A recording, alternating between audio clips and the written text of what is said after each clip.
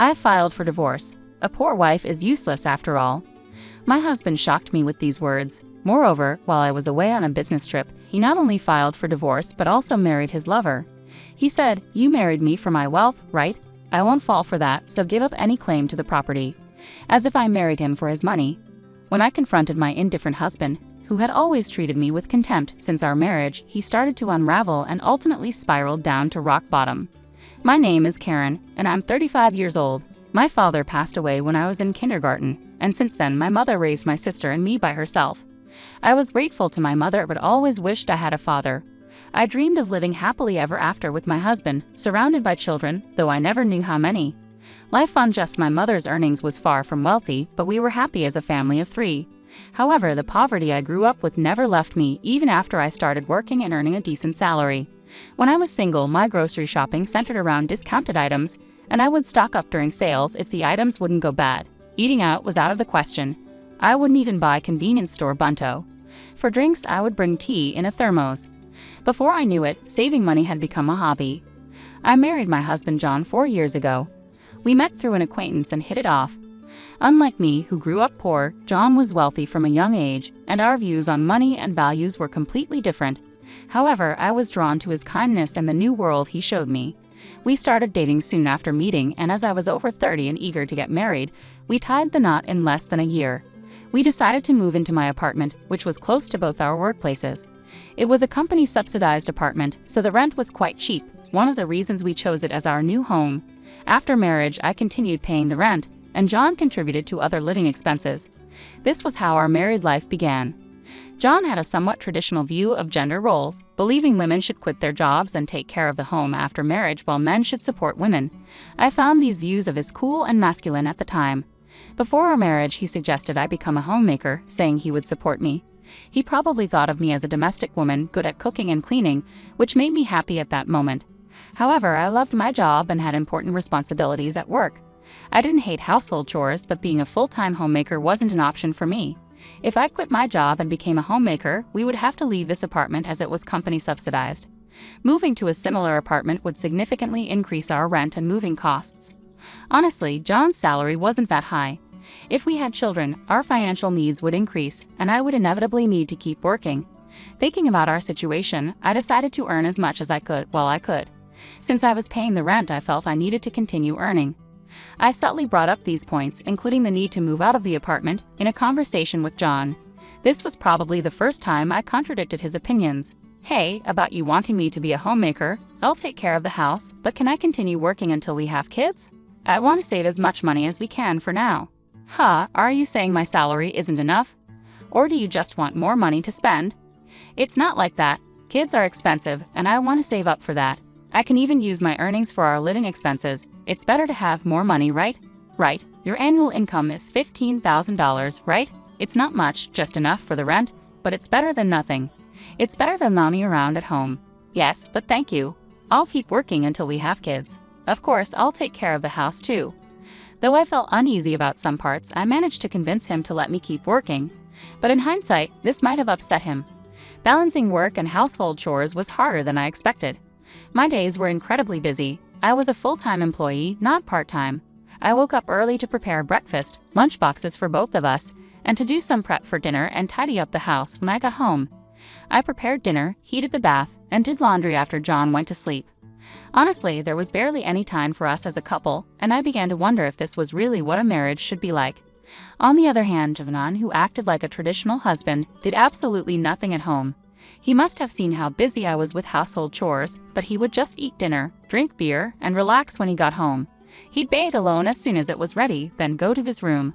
I wished he would help out a bit, given how hard I was working, but I couldn't say anything, fearing he'd tell me to just quit my job.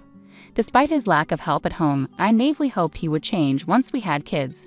However, our relationship had grown distant, making the prospect of having children unlikely. I decided to discuss it with John. "Hey, we should start thinking about having kids, right?" Kids? You're quite energetic considering you're tired from work and chores." "It's not about that. I want to have children.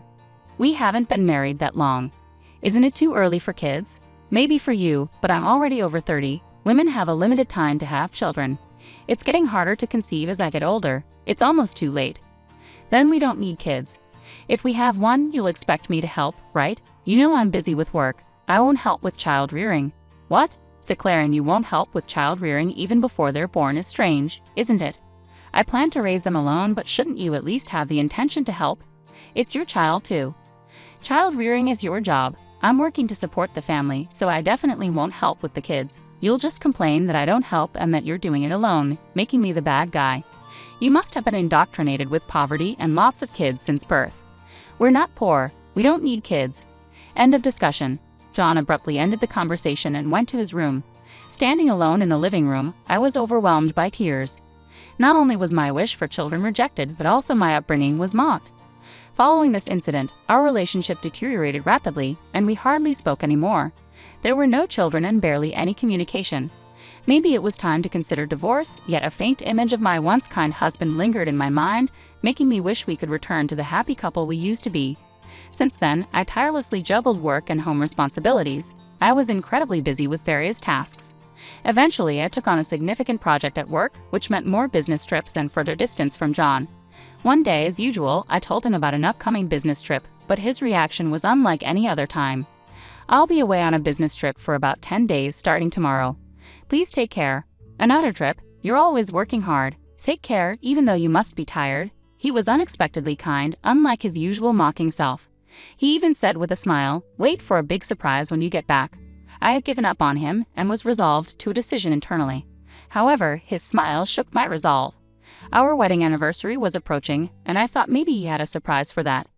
Despite everything, I hoped he might have changed his heart. I even considered rethinking my stance if he had truly changed. However, my faint hope was shattered by a major incident. When I returned home 10 days later, I faced the first surprise. The front door wouldn't open. The key didn't fit. As I struggled, John spoke from inside. "Karen, right? Surprised. This is the first surprise. I changed the locks, so your key won't work anymore." "What do you mean?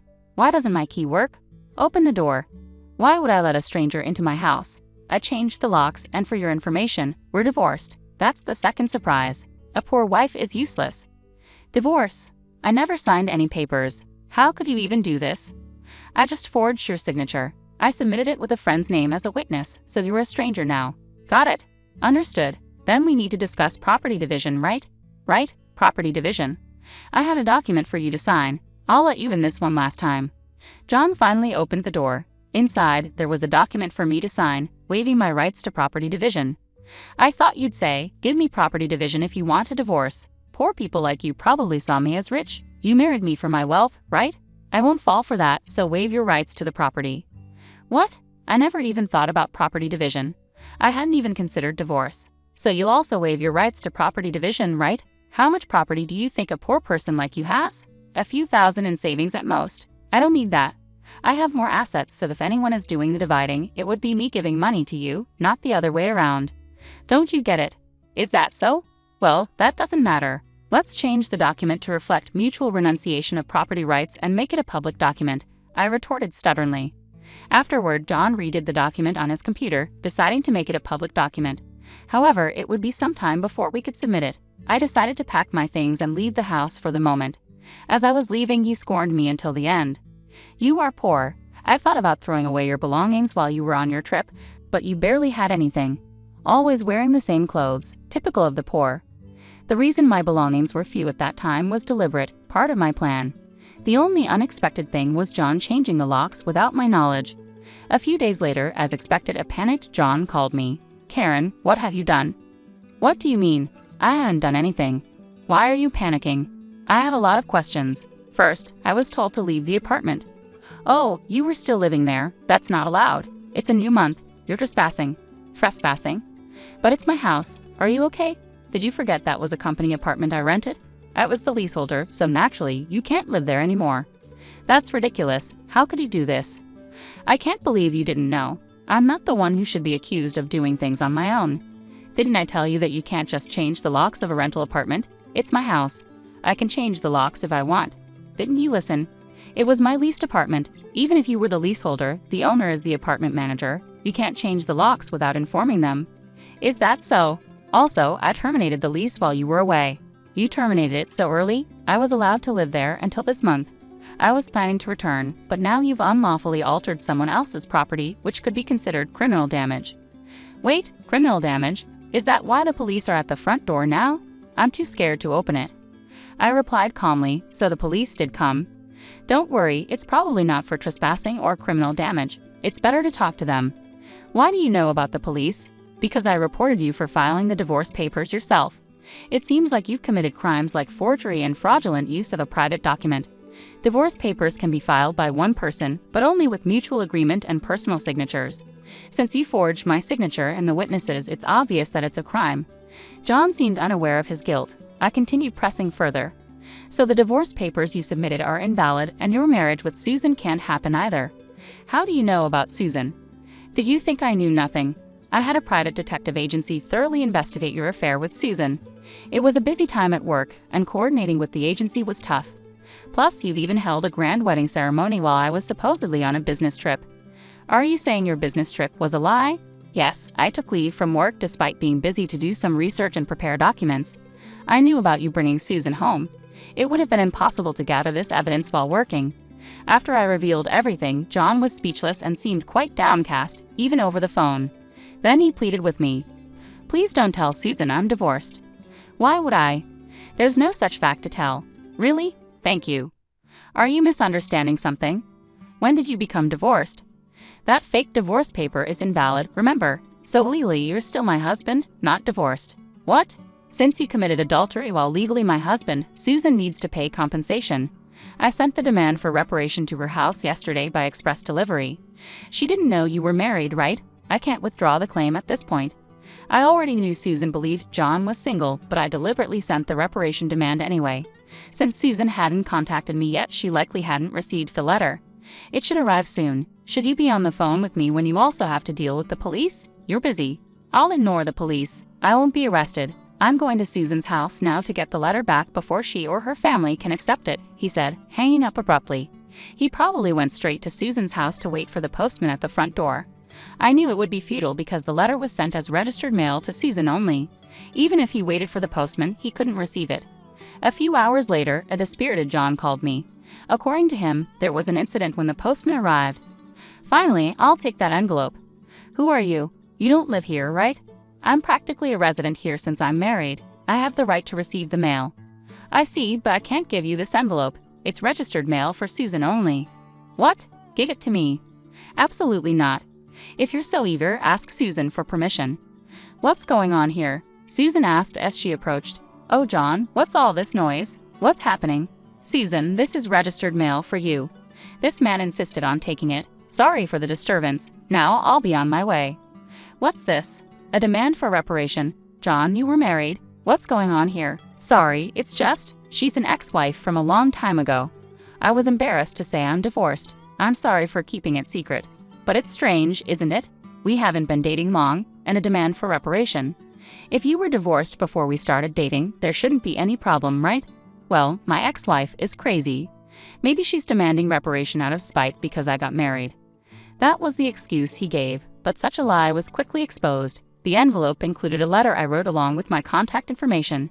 Susan called me directly, and in that call, I told her about the affair, the invalid divorce, and that they had a wedding ceremony while he was still married to me. Although they had a wedding ceremony, they hadn't submitted the marriage registration yet. John wanted to submit it on a good luck day, so it was still pending. He probably delayed submitting the marriage registration due to uncertainty about whether the divorce was finalized. After being exposed, John fled from Susan's house and shamelessly contacted me again. I still had something to tell him, so we agreed to meet at a nearby cafe. As soon as I arrived, John said, Karen, please withdraw the reparation claim. Let's pretend we've been separated for a long time and officially divorced now. I can apologize to Susan for being secretly divorced and maybe cover it up. You think I'm desperate to stay married to you? I was going to file for divorce anyway, but since you cheated, you'll pay reparation. Just trying to extort money from me, huh? Typical of the poor, you have such a poor heart. You're talking nonsense. Depending on my answer, everything can change. There's still an option where we don't divorce. If I say no, you can't reject it, meaning you can't marry Susan and your marital status will be exposed. Fine, I'll pay the reparation. Just divorce me now.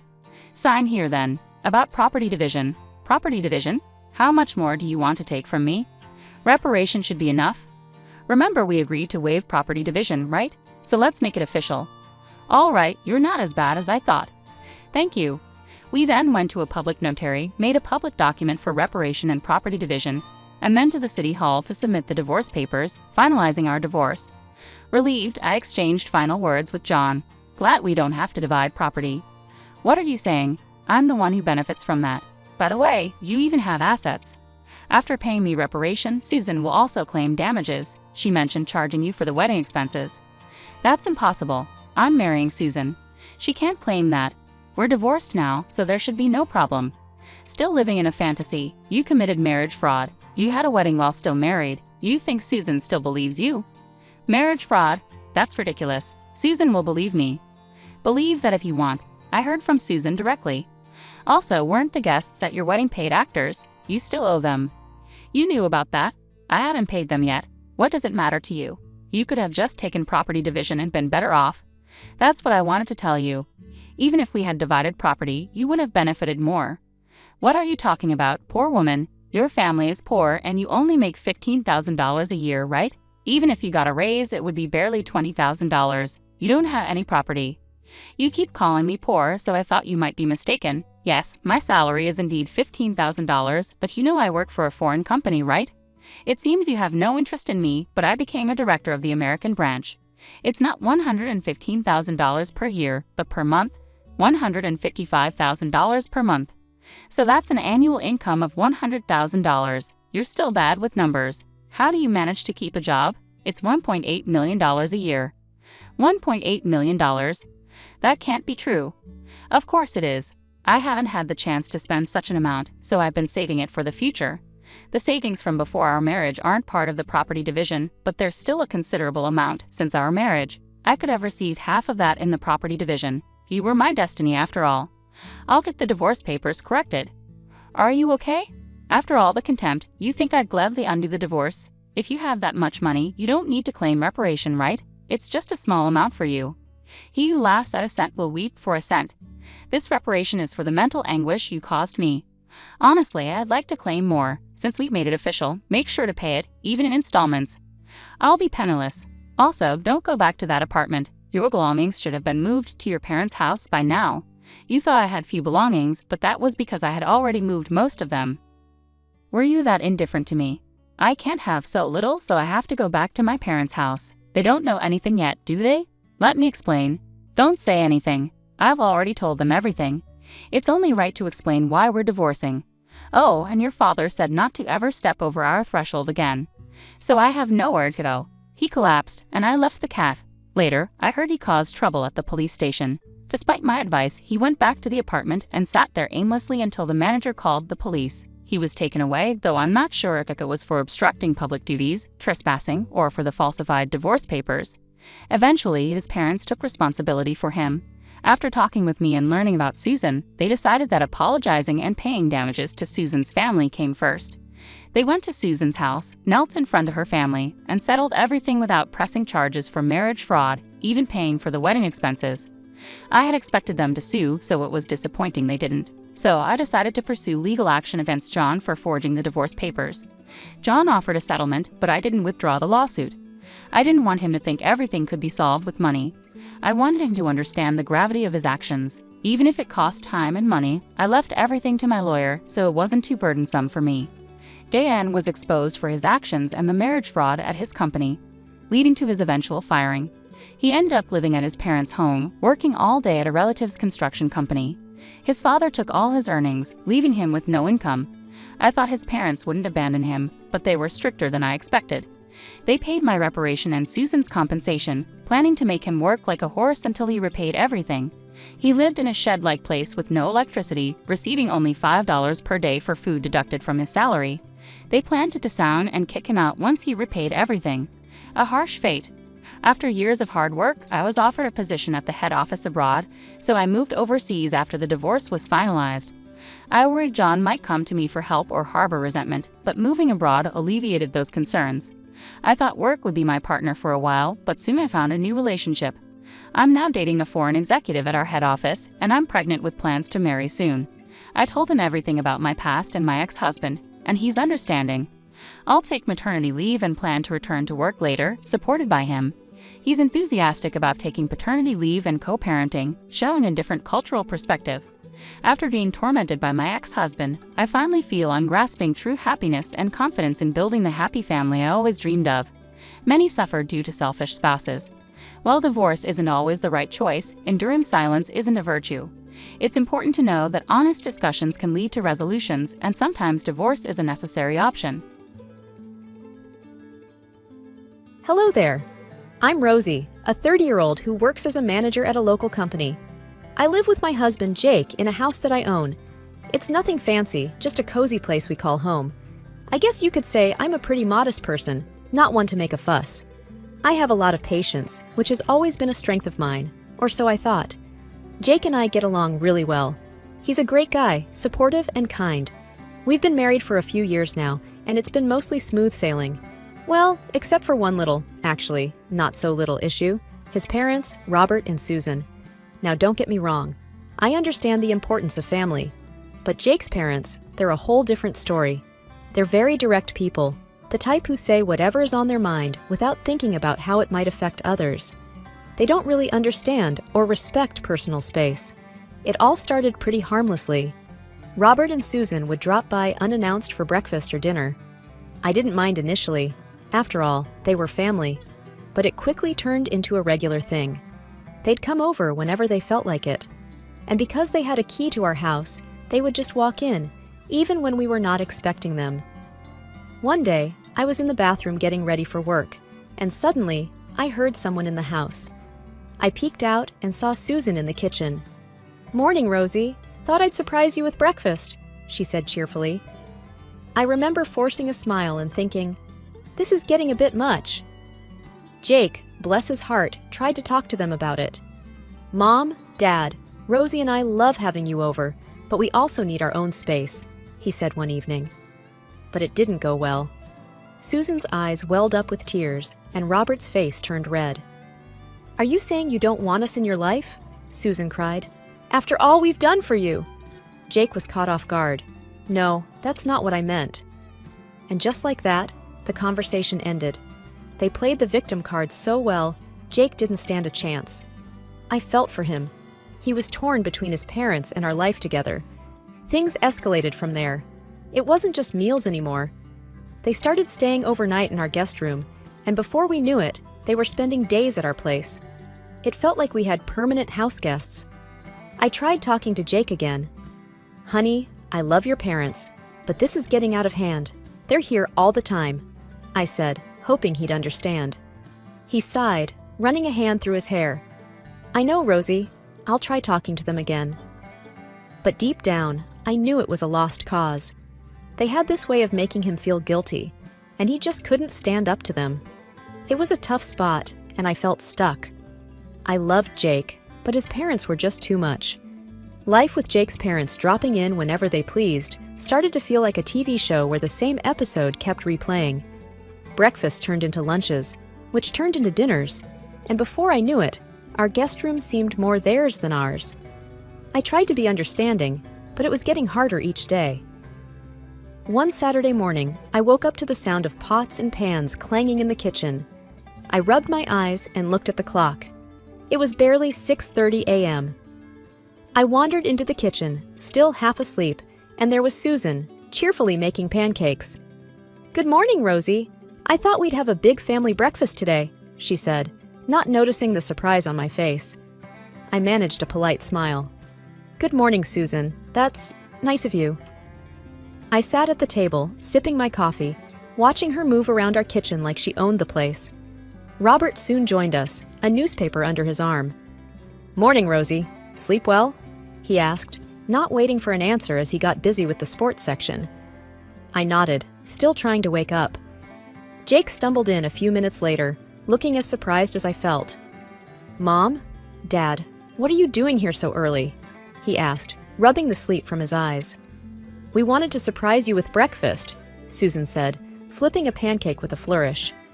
Jake gave me an apologetic look, which I returned with a resigned shrug. After that day, their visits became more frequent. They started leaving personal items in the guest room, which soon looked like their second bedroom. I tried to talk to Jake about it, but he was in a tough spot. "I know it's a lot, Rosie, but they're my parents. What can I do?" he'd say, looking genuinely torn. I nodded, trying to be understanding. "I get it, Jake, but we need our own space too." One evening, I found Susan rearranging our living room. "I thought this would look better over here," she said, pushing the couch to the other side of the room. I couldn't help but feel a little annoyed. "Susan, I appreciate your help, but I liked it the way it was." She looked at me, surprised. "Oh, I just thought it needed a change. But okay, I'll put it back." I watched as she reluctantly moved the couch back, feeling a bit guilty for snapping at her. Things came to a head one night when I came home from work, exhausted, only to find a small gathering in our living room. Robert and Susan had invited some friends over without telling us. "Rosie, dear, we thought we'd have a little get-together. Hope you don't mind," Susan said, handing me a glass of wine. I looked around at the unfamiliar faces in my living room and felt my patience wearing thin. "Actually, Susan, I do mind. Jake and I had plans tonight." The room went silent, and Susan's face fell. "Oh, I didn't realize. We'll wrap this up then." Jake came to my rescue. "Yeah, Mom, we had a quiet evening planned. Maybe check with us next time?" They ended the gathering shortly after, but the damage was done. I felt like a stranger in my own home, and it was clear something had to change. I tried talking to Jake again. "This can't go on, Jake. We need to set some boundaries with your parents." He nodded, looking more determined this time. "You're right, Rosie. I'll talk to them. This is our home, and we should feel comfortable in it." The breaking point came when Jake and I planned a short holiday. We needed a break, a chance to recharge and get away from everything, including the constant presence of his parents in our house. I was really looking forward to it. "We'll be gone for a week, just the two of us. It'll be nice," I said to Jake as we packed our bags. He smiled, wrapping his arm around me. "I can't wait. We need this, Rosie." We informed Robert and Susan about our trip, expecting them to understand. "We're going away for a week. Just wanted to let you guys know," Jake told them over dinner. Susan looked surprised. "A whole week? What about the house? Who will look after it?" I exchanged a glance with Jake. "The house will be fine, Susan. It's just a week."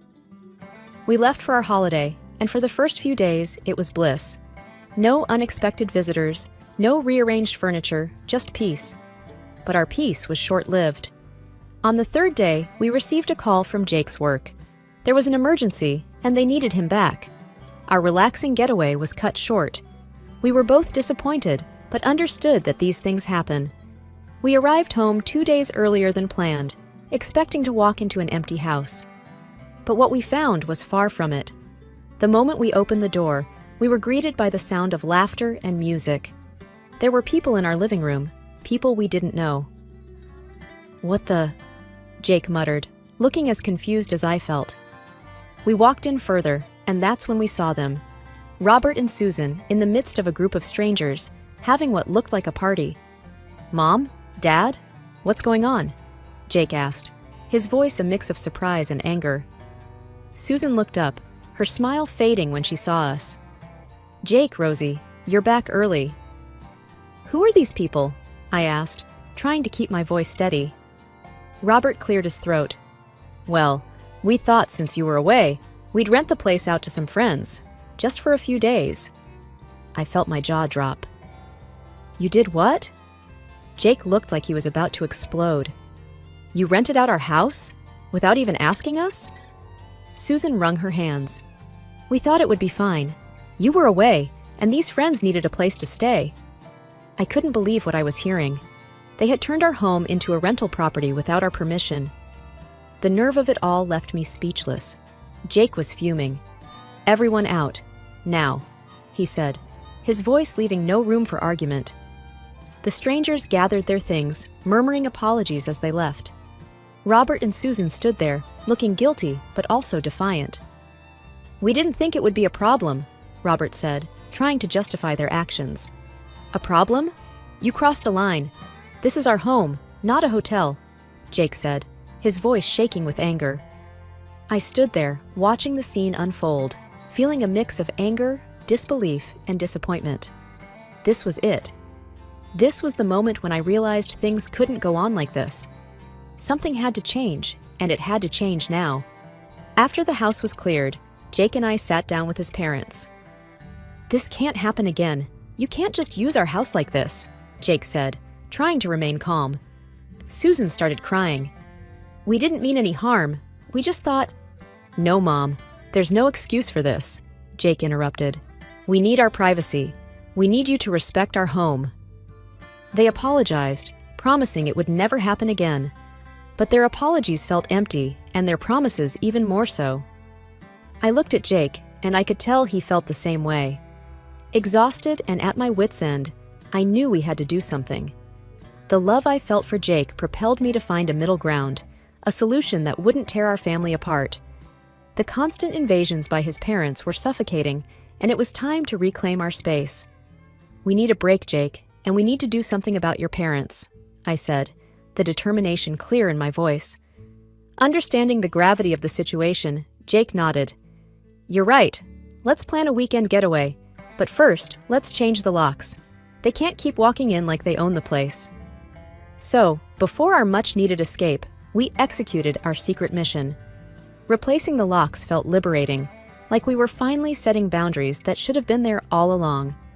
With the new locks in place, we packed our bags. Before leaving, I suggested, "Let's turn off our phones. No distractions, no calls, just us." Jake agreed without a second thought, and we left for our weekend retreat, phones off, hoping for a few days of peace. Our weekend was a slice of heaven. We laughed, shared stories, and for a while, the chaos of our life seemed a distant memory. But as we prepared to head back, a nagging sense of uncertainty crept in. On our drive home, we finally turned our phones back on.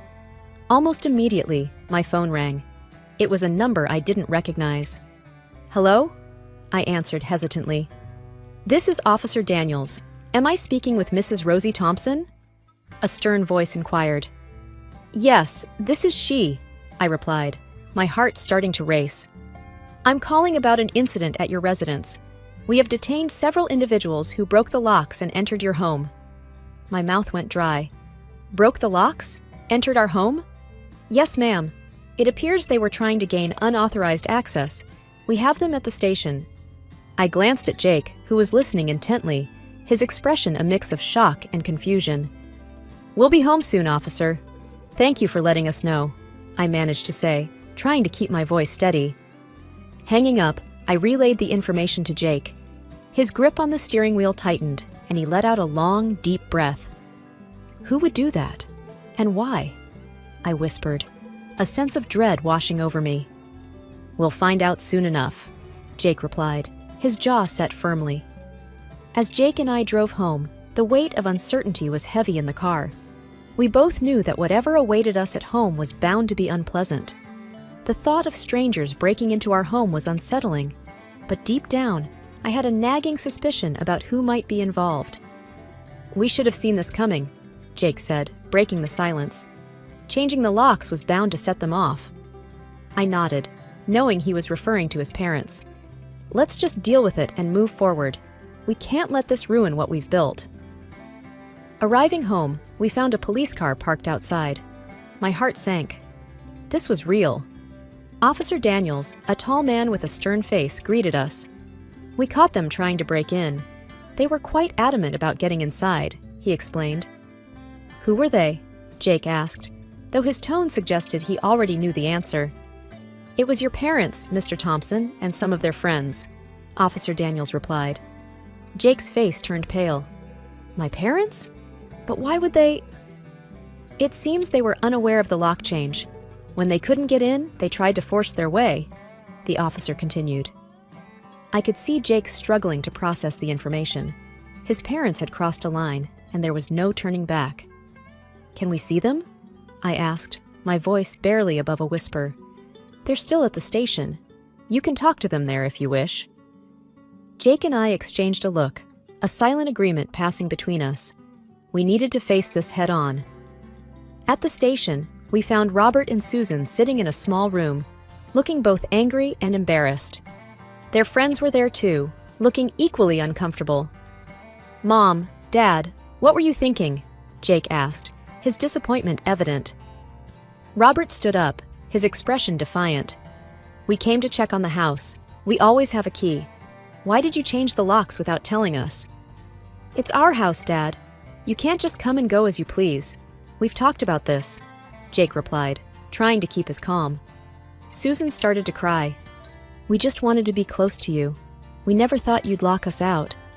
"It's not about locking you out. It's about respect and privacy. You can't break into our house because you feel entitled to it," I said, finding my voice. Their friends looked on, awkward and silent, clearly regretting being part of this mess. "We're sorry, but we didn't know what else to do," one of them mumbled. Officer Daniels stepped in. "We understand it's a family matter, but breaking and entering is a serious offense. We need assurances this won't happen again." Jake looked at his parents, a mix of sadness and resolve in his eyes. "This can't happen again, Mom and Dad. You need to understand boundaries." Robert and Susan nodded, the reality of the situation finally sinking in. We left the station with heavy hearts. The drive back home was quiet, each of us lost in our thoughts. The events of the day had taken a toll, and as we walked back into our home, we knew things would never be the same again. The days following the incident were like walking through a thick fog. Jake and I were trying to make sense of everything while dealing with the aftermath.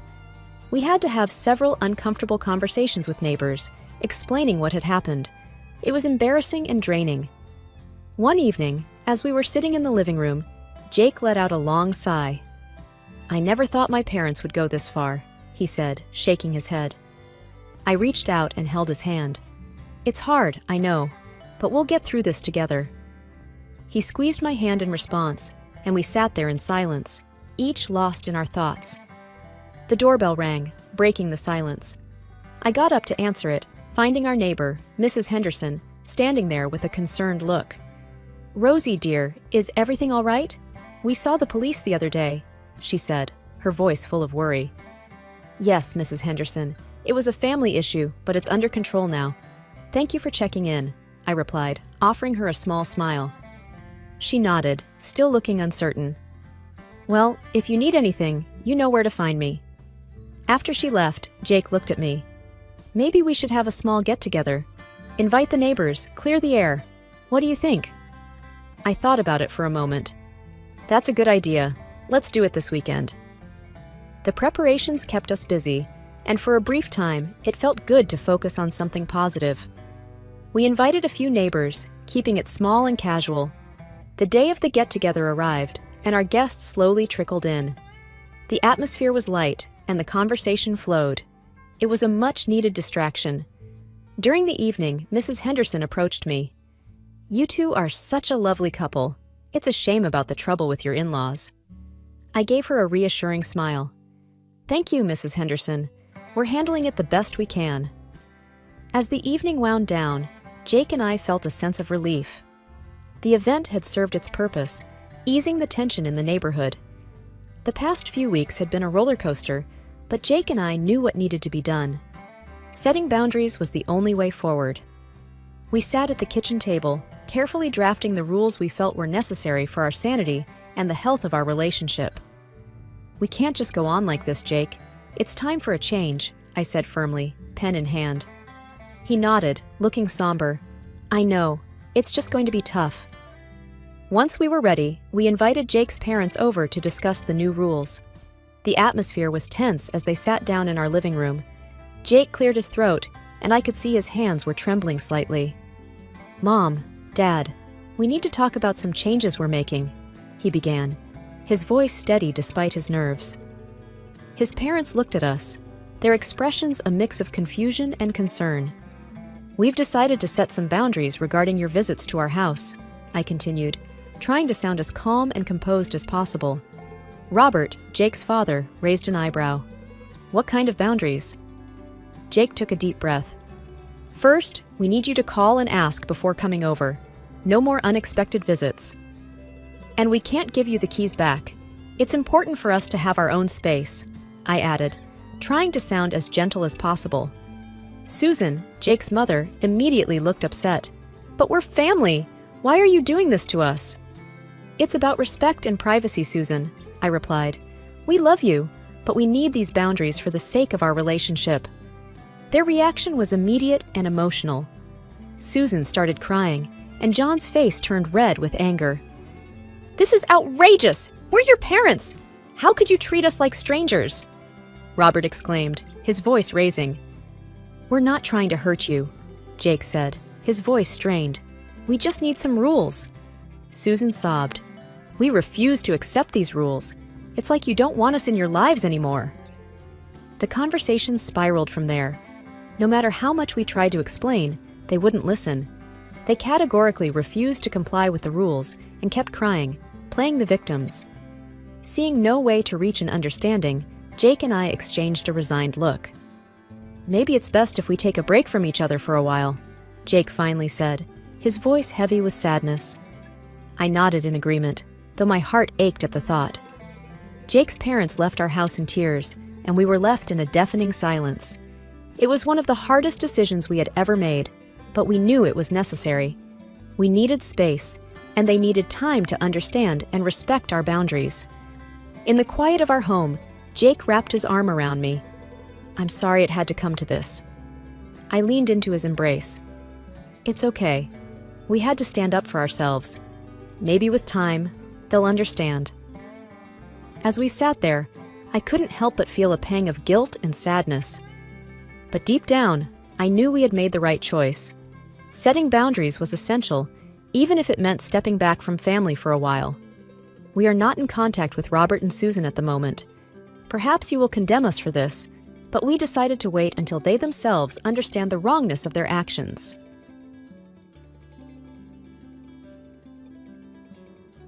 My name is Emily, and I'm just your average 29-year-old woman living alone in a small, cozy apartment.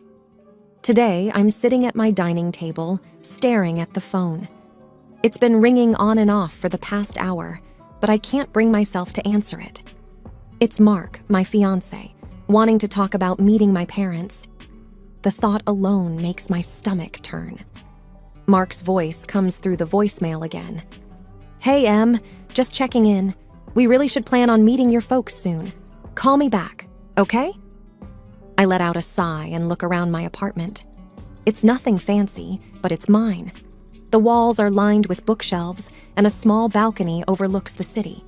It's my little haven, far away from the memories of my childhood. Growing up wasn't easy. My dad left us when I was 5. I still remember the day he walked out, suitcase in hand, not even a backward glance. Mom changed after that. She became distant, cold, and often angry. And somehow, I always seemed to be the target of her frustration. 2 years after Dad left, Mom remarried. My stepdad, Rick, was actually a decent guy. He tried to make things better, but Mom's attention was all on my little half-sister, Lily. Lily was everything I wasn't, or at least that's how Mom made it seem. She was showered with love and affection, while I was just there. I was snapped out of my thoughts by another call. It was Mark again. I finally picked up. Hey, Mark, I said, trying to sound cheerful. Emily, I've been trying to reach you. So, when can we plan to meet your parents? Mark's voice was full of excitement, oblivious to my hesitation. I'm not sure, Mark. It's complicated, I replied, fiddling with a pen on the table. What's complicated? It's just dinner, Em. I really want to meet the people who raised my incredible fiancé. I let out a forced laugh. You wouldn't say that if you knew my mom. She's a lot to handle. Mark went silent for a moment. Is everything okay, Em? You know you can tell me anything. I took a deep breath. It's just that my mom and we don't really have the best relationship. She's always been hard on me. It's nothing like your family. Mark's voice softened. I'm here for you, Emily. We'll figure this out together. Maybe it's time to face this, you know? I knew he was right, but the thought of facing my mom, of exposing Mark to her sharp tongue and cold demeanor, terrified me. Yeah, maybe, I said, not entirely convinced. Let's talk about it later. I need some time to think. Okay, Em. I love you. You know that, right? I know, Mark. I love you too. Sitting in my apartment, my mind wanders back to those early years after Dad left. They were tough, to say the least. Mom's whole world seemed to crumble, and her heartache turned into anger that was often directed at me. I remember one particularly hard day. I was 7, trying to do my homework at the kitchen table. Mom was pacing around, her face tight with worry and frustration. "Emily, can't you see I'm busy? Stop making that racket with your pencil," she snapped suddenly. I looked up, startled. "Sorry, Mom," I mumbled, trying to be quieter. It wasn't long after that when Mom met Rick. He was different, kind and gentle. But Mom changed when she was with him. She seemed happier, but that happiness never really reached me. When Lily was born, it was like I became invisible. One evening, I overheard Mom talking to Rick in the living room. I wasn't meant to hear, but I did. "She's just so difficult, Rick. Nothing like Lily. I don't know what to do with her." Mom's voice was full of frustration. I felt my heart sink. Even then, I knew she was talking about me. Rick tried to reason with her. "She's just a kid, Helen. She needs your love, not your disappointment." But Mom wouldn't listen. "She reminds me too much of him," she said bitterly. That night, I cried myself to sleep. It was clear I wasn't the daughter she wanted. As I got older, the gap between us only widened. When I was around 10, I remember trying to show Mom a drawing I'd done in school. "Look, Mom, I got an A on this," I said, holding up my artwork. She barely glanced at it. "That's nice, dear. Go show Rick.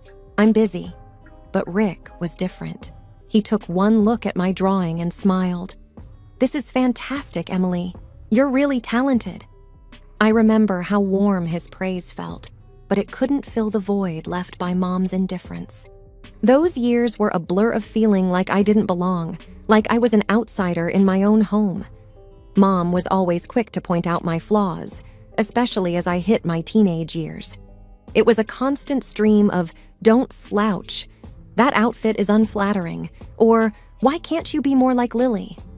My teenage years were like navigating a minefield, always cautious, trying not to set off another round of criticism or disapproval from Mom. I was 15 when the weight of her words really started to bear down on me. One evening, I was getting ready for a school dance. I had picked out a dress I thought looked pretty good on me. I twirled in front of the mirror in my room, feeling a rare moment of confidence. "Mom, can you help me with my hair?" I called out, stepping into the living room. Mom looked up from her magazine, her eyes scanning me up and down. "You're wearing that? It's a bit snug, don't you think? You should really watch your weight." Her words hit me like a slap. I thought it looked okay," I stammered, my confidence shattering. Mom sighed, standing up. "Let me do your hair. Maybe it'll draw attention away from your figure." I sat there in silence, feeling small and ashamed, as she roughly pulled my hair into a style. School wasn't much of an escape either. One day, I was sitting with a few classmates at lunch, talking about our families. "So, Emily, what's your mom like?" one of the girls, Sarah, asked casually. I hesitated, not sure how to answer. She's strict, very particular about things." Sarah seemed to sense the tension in my voice. "Hey, it's okay. Moms can be tough. Mine's always on my case about grades." I forced a smile, appreciating her attempt to relate, but inside, I felt that my situation was different, more isolating. Back at home, things got even more strained when I started to show interest in boys. One time, I had a guy from school, Jake, come over to study.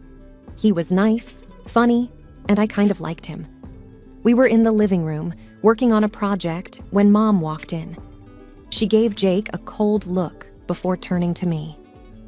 "Emily, make sure you're actually studying and not distracting the boy with your silly crushes," she said, loud enough for Jake to hear. I was mortified. Jake looked uncomfortable, and the air was filled with awkwardness. After he left, I confronted Mom. "Why did you have to say that in front of Jake? It was so embarrassing." Mom shrugged, unfazed. "I'm just stating the obvious, Emily. Besides, boys like him aren't interested in girls with your build." Her words stung deeply, and from that point on, I was even more cautious about bringing friends, especially boys, home. During those years, I often sought refuge in Rick, my stepdad. He was always kinder, more understanding. One evening, when Mom was out, I opened up to him. "Rick, do you think I'm unattractive?" I asked hesitantly. Rick looked surprised. "Emily, you're beautiful. Don't ever let anyone make you feel otherwise, not even your mom." By the time I hit my early 20s, my experiences with Mom had left a deep imprint on my confidence, especially when it came to relationships. I was always second-guessing myself, wondering if I was good enough. I remember dating a guy named Alex during college. He was sweet and seemed to genuinely like me. One day, I decided to introduce him to my family, despite my reservations about Mom. We were having dinner at my parents' house. Rick was his usual welcoming self, but Mom was another story. She had this way of giving backhanded compliments that could cut you down to seize. "So Alex, what are you studying?" Mom asked, passing the salad. "Engineering," Alex replied, smiling. "I'm hoping to get into renewable energy projects after graduation." "That's ambitious. Hopefully you're not biting off more than you can chew, like some people." Mom glanced at me as she said this, an obvious jab at my past academic struggles. I felt my face heat up with embarrassment. Alex seemed to sense the tension, but tried to keep the conversation light. The evening went downhill from there. Every time I said something, Mom found a way to twist it into a criticism. When Alex and I were leaving, I apologized profusely.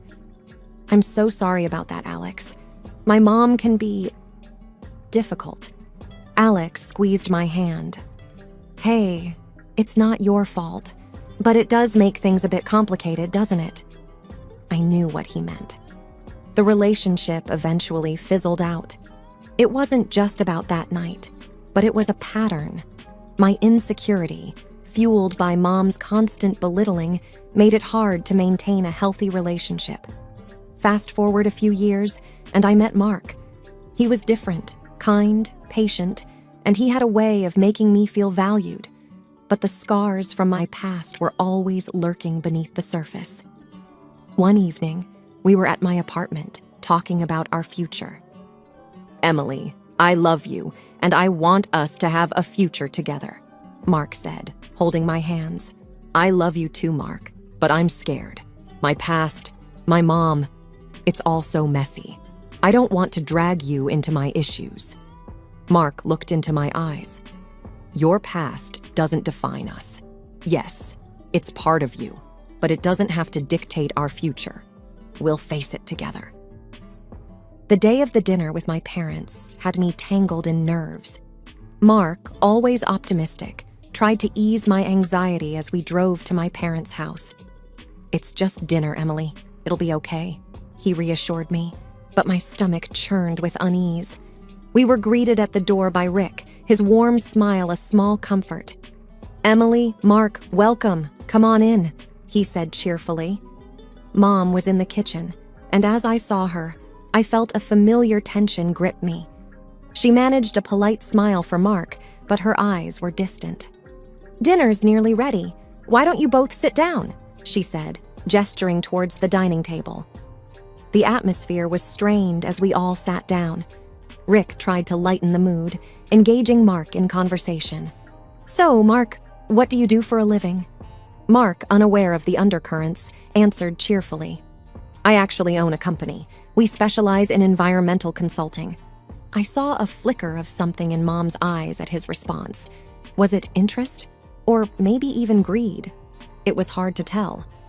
"That sounds impressive," Mom said, her tone suddenly more amicable. "A company owner, no less. You must be doing quite well for yourself." Her words had an edge, and I felt a familiar pang of discomfort. The rest of the dinner progressed tensely, with Mom alternating between subtly belittling me and praising my younger sister Lily, who wasn't even present. Every now and then, she would direct the conversation back to Mark, asking about his business and future plans. Each time, I saw that same glint in her eyes, like she was assessing his worth, not just as a person, but for what he could offer. As we left that evening, I felt a mix of relief and frustration. The ride home was quiet until Mark broke the silence.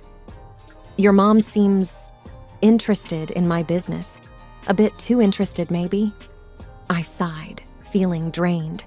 "Yeah, she has a way of evaluating people." "I'm sorry, Mark. This is just how it's always been." Mark squeezed my hand, his support unwavering. "We're in this together, Emily. Remember that." The next morning, after the dinner, I was still reeling from Mom's comments when Mark's phone rang. It was an unknown number. I watched as his expression changed from curiosity to shock. "Hang on. What did you just say?" Mark asked, his voice rising in disbelief. I could hear a faint, muffled voice on the other end, but couldn't make out the words. Mark hung up, his face a mix of confusion and anger. "That was your mom," he said, looking at me. She just proposed something outrageous." I felt a cold shiver down my spine. "What are you talking about, Mark?" He took a deep breath. "She suggested that I should leave you and consider marrying Lily instead." I felt like I had been punched in the stomach. "She said what?" Mark nodded, his face grim. "She said that you weren't right for me and that Lily would be a better fit. She was serious, Emily." I was speechless. The idea that my own mother would go to such lengths was beyond belief. "We need to do something about this," Mark said, his jaw set. "This isn't just about us anymore. It's about exposing her for who she really is." I nodded, a mix of anger and determination building inside me. "We could record her saying it, catch her in the act." Mark agreed. "Let's do it. Let's show everyone her true colors." The plan was set. Mark would call my mom back, expressing interest in her proposal, and we would record the conversation. That evening, we sat in my living room, the phone on speaker.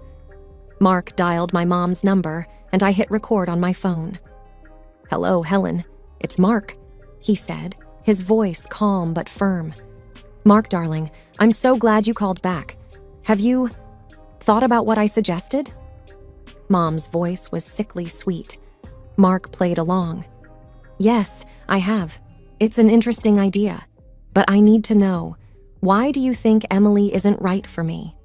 There was a pause, then Mom replied, "Oh, Mark, you're such a catch. You deserve someone better, someone like Lily.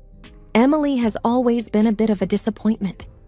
My heart ached hearing those words, but I stayed silent, letting the recording continue. "We should meet and discuss this further. Maybe over coffee?" Mark suggested. "That sounds wonderful. Let's do it. I'll arrange a time and place," Mom replied, her voice dripping with eagerness. After hanging up, I felt a whirlwind of emotions: hurt, anger, betrayal. But there was also a sense of purpose. We had a plan, and it was time to expose Mom's true nature. The next few days were a blur of planning and apprehension. Mark and I were going to catch my mom in her own game. He arranged to meet her at a cafe downtown, and I decided to be there, disguised, so I could see everything for myself. On the day of their meeting, I wore a wig and over-seasoned sunglasses, looking like someone completely different. I sat at a table with a clear view of them, my heart pounding in my chest. Mark arrived first, taking a seat at a table near the window. A few minutes later, Mom showed up, looking around before spotting Mark and walking over with a confident smile. "Mark, so good to see you," she said, sitting down. "Thanks for meeting me, Helen," Mark replied. "So, about your proposal..." Mom leaned in, her voice low. "I think it's for the best, Mark. Emily is not suitable for you. Lily, on the other hand, is perfect. She's everything Emily isn't. I felt a lump in my throat, listening to her words. Mark glanced in my direction, giving a subtle nod to indicate the recorder was on. "But why are you so against Emily?" Mark asked, playing his part perfectly. Mom sighed. "Between us, I never wanted Emily. Her father left, and she just reminds me of all the bad times. Lily is my real daughter, the one I actually care about." My hands were shaking under the table.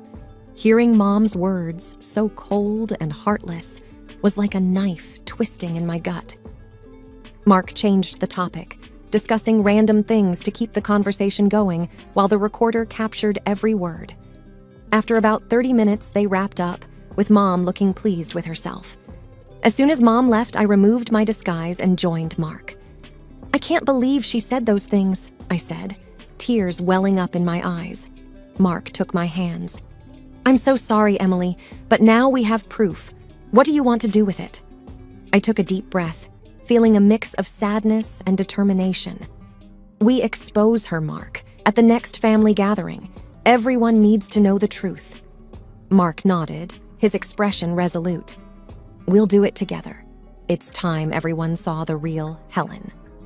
We left the cafe with a plan in mind, a plan to finally reveal my mom's true colors to everyone, especially to Rick, who had been in the dark for far too long.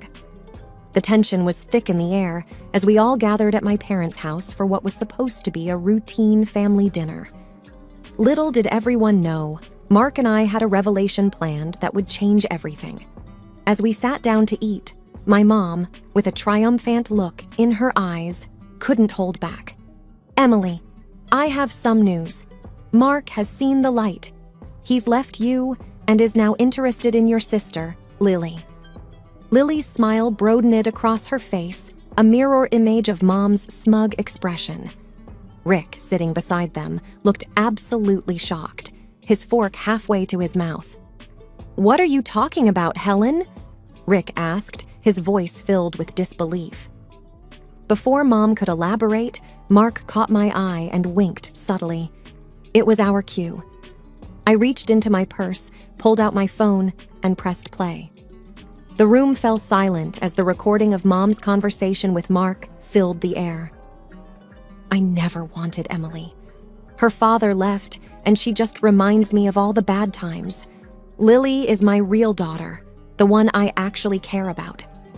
As the recording continued, Mom's face turned pale, her eyes widening in shock. Rick looked at her, disbelief etched on his face. What is this, Emily?" Rick stammered, his voice filled with hurt. I looked directly at Mom. "That's you, talking to Mark, telling him to leave me for Lily, telling him how little you think of me." Mom tried to interrupt. "Emily, this is nonsense. You're just trying to—" "No, Mom," I cut her off, my voice steady despite the turmoil inside. "For once, you're going to listen. I only married Rick out of desperation. If I hadn't had Emily, I could have found someone richer, smarter, more promising. She's always been a burden." As the recording ended, the room was heavy with silence. Rick turned to Mom, his expression a mixture of anger and heartbreak. "Helen, is this true? Did you really say these things?" Rick asked, his voice trembling. Mom was at a loss for words, her usual composure shattered. Rick stood up, pushing his chair back. "I can't believe this. All these years, I had no idea." He looked at me, his eyes full of sorrow. "I'm so sorry, Emily. I had no idea." Mom finally found her voice, but it was weak, defensive. "Rick, I didn't mean it. It was just talk." But Rick wasn't having it. "No, Helen, this is unforgivable. I need to think about all of this." He left the room quickly, leaving a heavy silence behind. Mom broke down, sobbing, her usual composed demeanor shattered.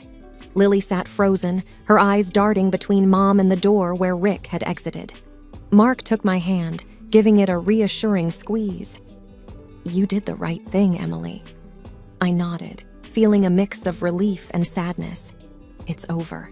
It's finally over. In the following weeks, Rick filed for divorce. I didn't speak to Mom or Lily again.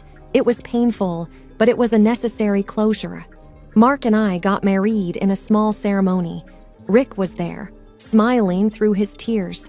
He was the only family I needed. As I stood there with Mark, I realized that I was finally free from the shadows of my past. I had found love, not just with Mark, but within myself. For the first time in my life, I felt truly happy and at peace.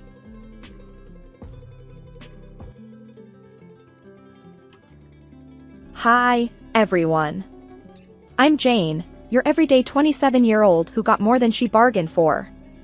I was just another number cruncher until my life took a sharp turn a few years back. This is my story, no frills, just the raw deal. It all started when I switched jobs and joined this new firm as an accountant. That's where Mark came into the picture.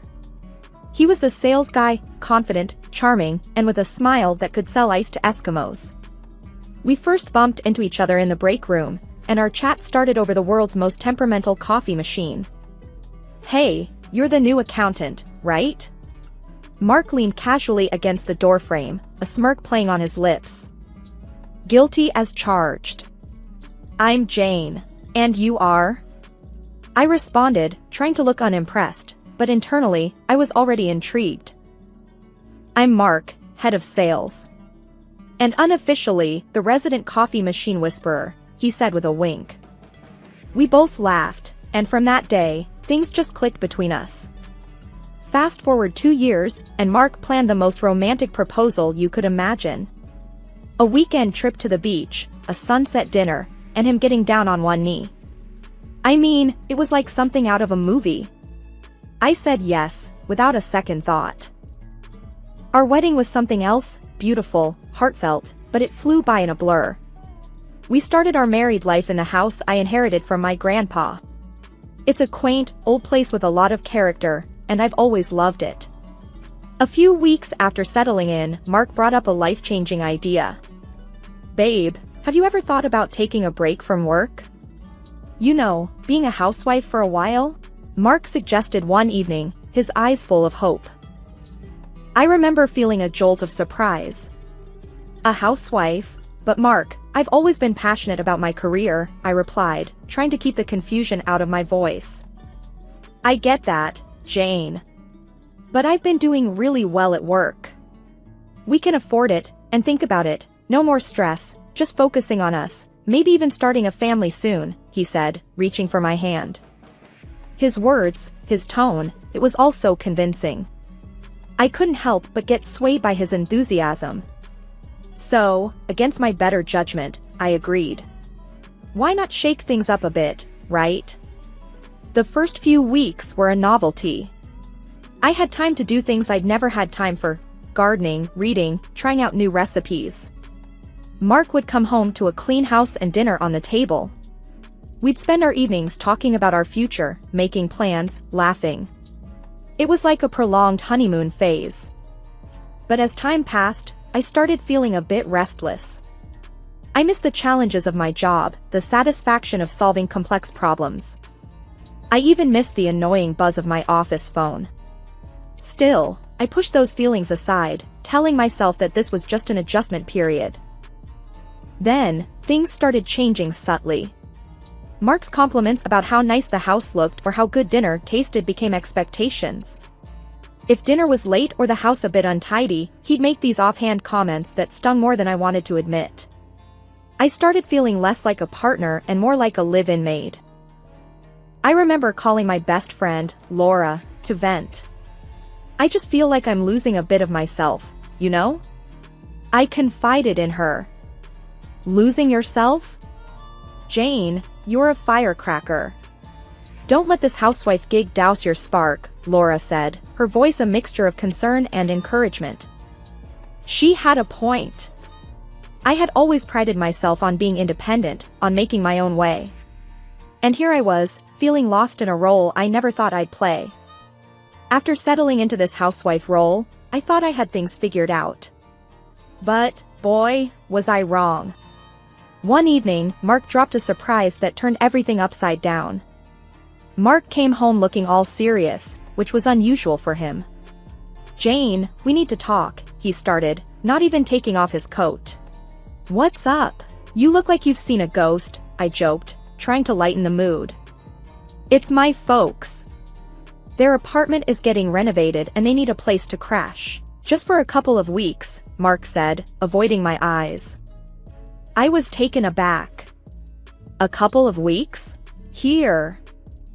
"Yeah, I mean, it's just for a short while." "It won't be that bad," he said, finally looking at me. I sighed, feeling a mix of reluctance and duty. "Okay, for a couple of weeks. But they need to respect our space, Mark." He nodded. "Of course, they will. Thanks, babe. You're the best." Fast forward a few days, and Mark's parents, Bob and Linda, arrived. And let me tell you, it was like a circus unloading. Bags, boxes, even furniture, they brought everything but the kitchen sink. "Jane, dear, make room. We've got a lot of stuff," Linda said, pushing past me with a box that looked like it contained her entire life. Bob followed, lugging a monstrous armchair. "Hope you don't mind us bringing some comforts from home," he grunted as he squeezed it through the door. Our cozy home turned into a storage unit overnight. Everywhere I looked, there were their things. It was overwhelming, to say the least. But that was just the start. Bob and Linda didn't waste time making themselves at home. Bob took over the TV, flipping channels like he owned the place. Linda started rearranging my kitchen. "My kitchen? Linda, what are you doing?" I asked, trying to keep my cool. "Oh, just organizing things a bit better, dear. You know how it is," she said without even looking at me. I bit my tongue, reminding myself it was only for a short time. But inside, I was fuming. This was my home, and they were treating it like their vacation house. Then came the dinner fiasco. I made a healthy salad and grilled chicken, my usual fare. But Linda looked at her plate like I'd served her grass. "What's this? Rabbit food?" Linda scoffed, pushing the plate away. "Mom, come on, Jane worked hard on this," Mark tried to intervene. "It's fine, Mark. I can make something else," I said, even though it was far from fine. No, let's order pizza." "I need some real food," Bob chimed in, already picking up his phone. That night, as I lay in bed, I couldn't shake off the feeling of being an outsider in my own home. Mark snored beside me, oblivious to the storm brewing inside me. I was hosting, cooking, cleaning, and for what? To be treated like an unpaid maid in my own house. My in-laws, Bob and Linda, had turned my house into their own personal playground. But things went from bad to worse real quick. Linda started taking over the kitchen like she was running a military operation. One morning, as I was making my usual avocado toast, she marched in and made a face. "What are you eating?" "Bird food," she snorted, rummaging through the fridge. "It's avocado toast, Linda. It's healthy," I replied, trying to keep my cool. "Healthy, schmelthy. You need some real food, girl. Here, let me make you some eggs and bacon," she said, pushing me aside. I stood there, fuming, as she took over my breakfast. It was clear she didn't respect my choices or my space. Then there was Bob. He had turned our living room into his personal lounge. One evening, I wanted to watch my favorite show, but Bob was sprawled on the couch, watching some loud action movie. "Bob, do you mind if I watch my show?" "It's the season finale tonight," I asked, holding the remote hesitantly. "No can do, Jane. I'm watching this." "Find something else to do," he said without even glancing my way. I couldn't believe it. In my own living room. I stormed off, feeling like a stranger in my house. But the real kicker came a few days later. I found Linda rearranging my closet. "My closet? What the heck, Linda? That's my personal stuff," I yelled, losing my temper for the first time. "Oh, relax, Jane. I'm just making some space for our things. You've got too much junk here anyway, she said, tossing my clothes aside. That's when Mark walked in. What's all the yelling about? He asked, looking from me to his mom. Your mother is going through my things. That's what's wrong, I snapped. Mom, maybe you should ask Jane before moving her stuff, Mark said, but his tone was half-hearted. Fine. I was just trying to help, Linda huffed, leaving the room in a mock huff. Mark turned to me. Jane, can't you just let it go? They're just trying to fit in. Just trying to fit in? They're taking over, Mark. This is our home, not theirs. I said, my voice rising. Mark sighed, just bear with it a bit longer, okay? I felt so alone in that moment. My home didn't feel like mine anymore, and it seemed like Mark was more on their side than mine. So, the situation in my house was already pretty tense, but what happened next really pushed me over the edge. One day, I noticed my bank card was missing. Panic mode kicked in. I tore the house apart looking for it, only to find it in the most unexpected place, Linda's purse. I confronted her immediately. Linda, why do you have my bank card? She just shrugged. Oh, I needed to pick up a few things and didn't have cash on me. I didn't think it would be a big deal. A big deal? You took my card without asking. That's stealing. I was fuming. Before I could say another word, Mark walked in. What's all this shouting about? He asked, looking from me to his mother. Your mom took my bank card and used it without my permission. I explained, holding up the card. He turned to Linda. Mom, you should have asked first. Linda rolled her eyes. I just needed a few groceries. It's not like I bought a diamond necklace. I couldn't believe my ears. It's my money, Linda. You can't just take my things. That's when Mark dropped a bombshell. Jane, let's not blow this out of proportion. You live off my money anyway, so what's the big deal if my mom uses it? I was speechless. His words hit me like a slap in the face. Your money? I can't believe you're saying this. It's our money, Mark, in our marriage.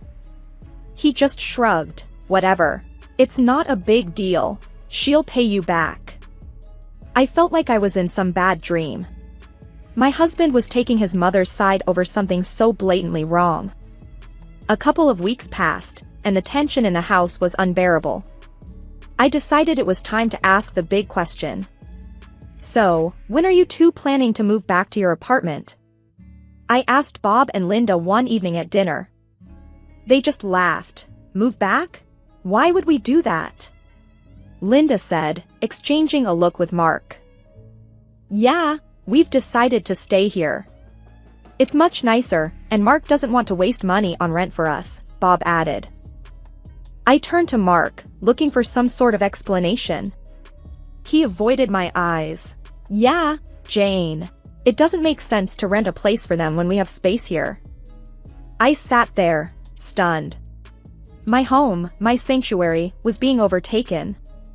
My husband, whom I thought was my partner, was now telling me his parents were here to stay. Just when I thought things couldn't get worse, they did. One day, I decided to go for a jog, just to clear my head. But luck wasn't on my side. I tripped and fell, and the pain was instant. I knew I'd broken my leg. Hobbling back home was a nightmare.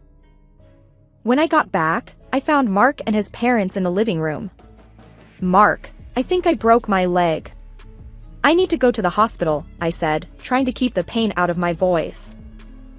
Mark looked up, annoyed. What now, Jane? Can't you see we're busy here? Linda chimed in, oh, stop being dramatic. It's probably just a sprain. No, it really hurts.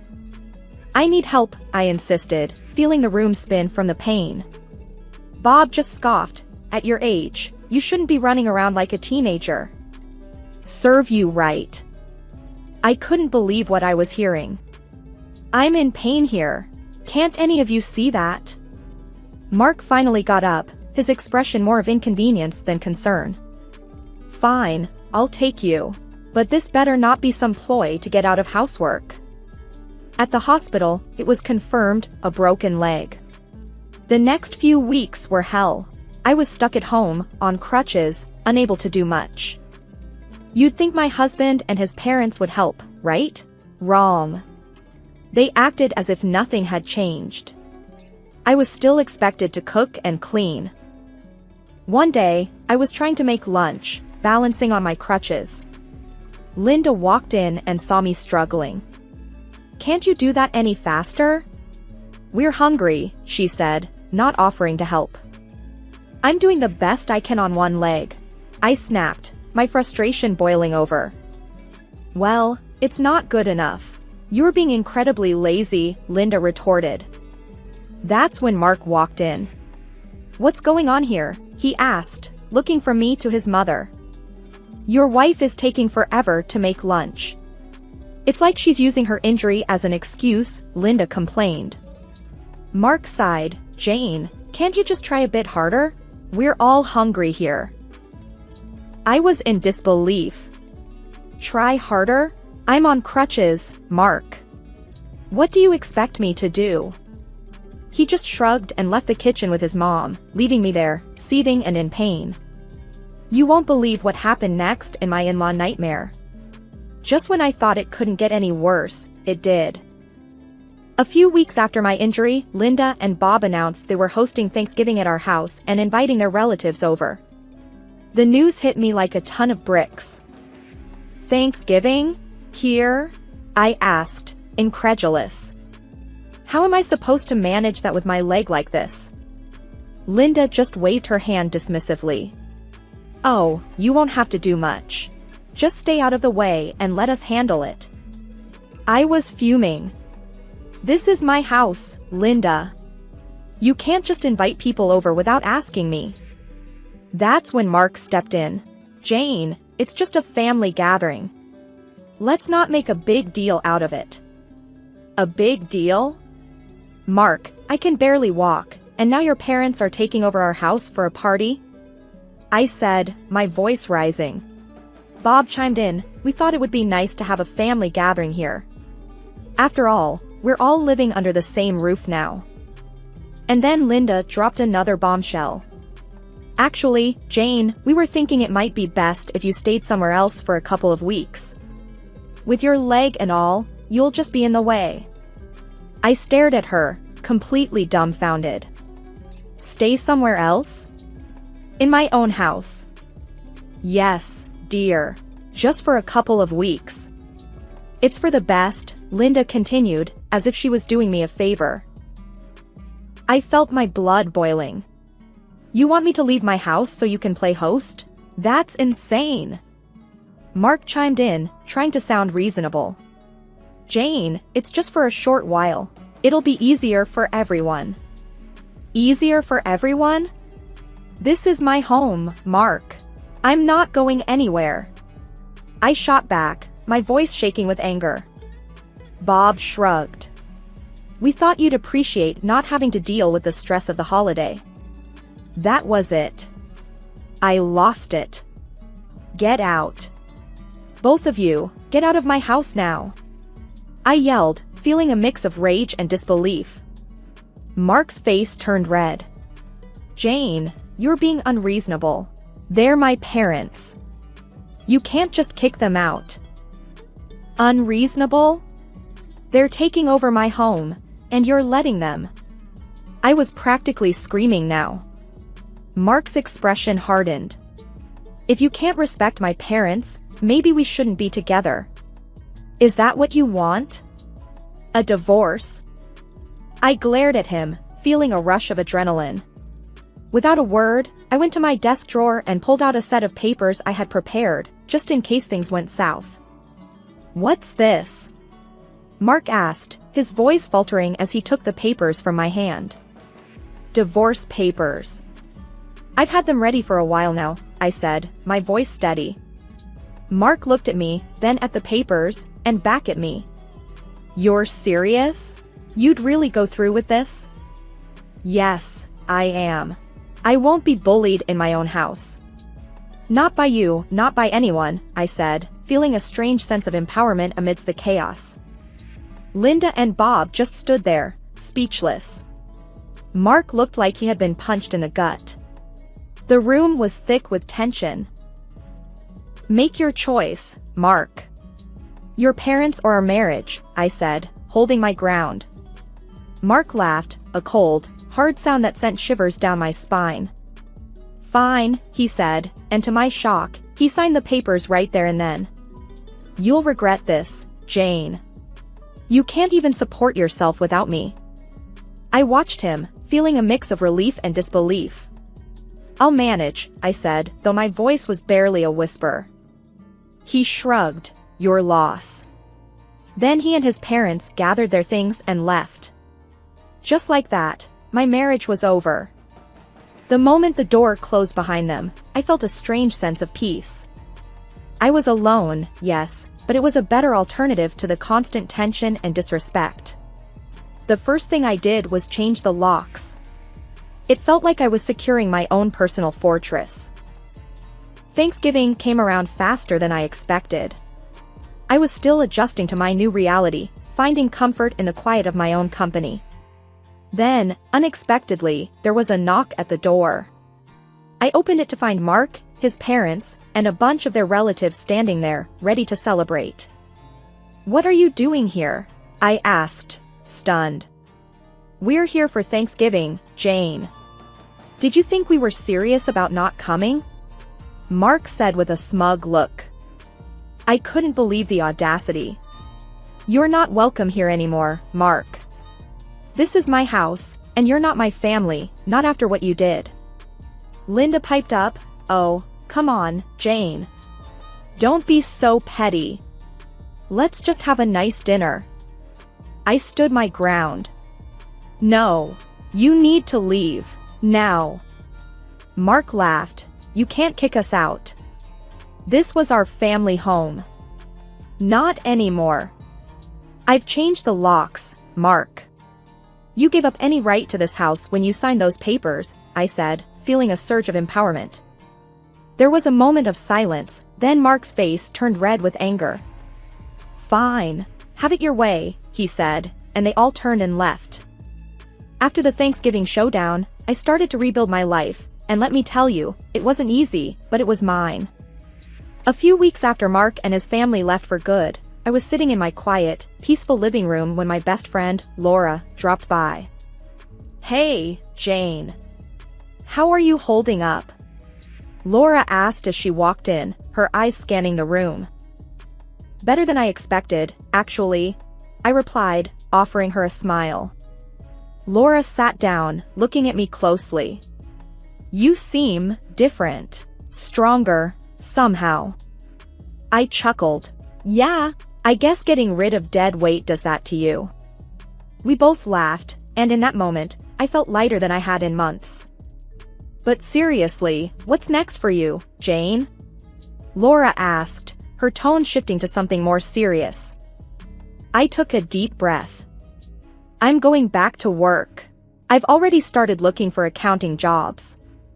I'm not going to lie, it's a bit scary, but it's time to get back on my feet. Laura nodded, that's the spirit. You were always the smartest one at the office. They'd be lucky to have you back. Her words meant a lot, and they gave me the boost I needed. I was ready to face the world again, on my own terms. The next few weeks were a whirlwind of job interviews and getting my life back on track. I landed a great position at a local firm, and for the first time in a long while, I was excited about the future. My home was mine again, my life was mine again. I had faced the worst and come out stronger. My name's Melly, and I guess you could say my life turned upside down when I met Alex. We clicked instantly at the accounting firm where we both worked, and before I knew it, we were planning a wedding. I was over the moon, of course, but meeting his family, that was a whole different ballgame. Alex always talked about his mom, Mrs. Donovan, with such admiration. So, the day we were supposed to meet her for dinner, I was a bundle of nerves, smoothing down my simple blue dress and double-checking my reflection for the umpteenth time. Relax, Melly. She's going to love you, Alex assured me as we drove to his childhood home. But the moment we walked through the door, Mrs. Donovan's eyes narrowed as she looked me up and down. Well, you're certainly slender, aren't you? She remarked, her tone cool. I tried to laugh it off. I guess I am. Never been much of an eater. Mrs. Donovan hummed, her expression unreadable.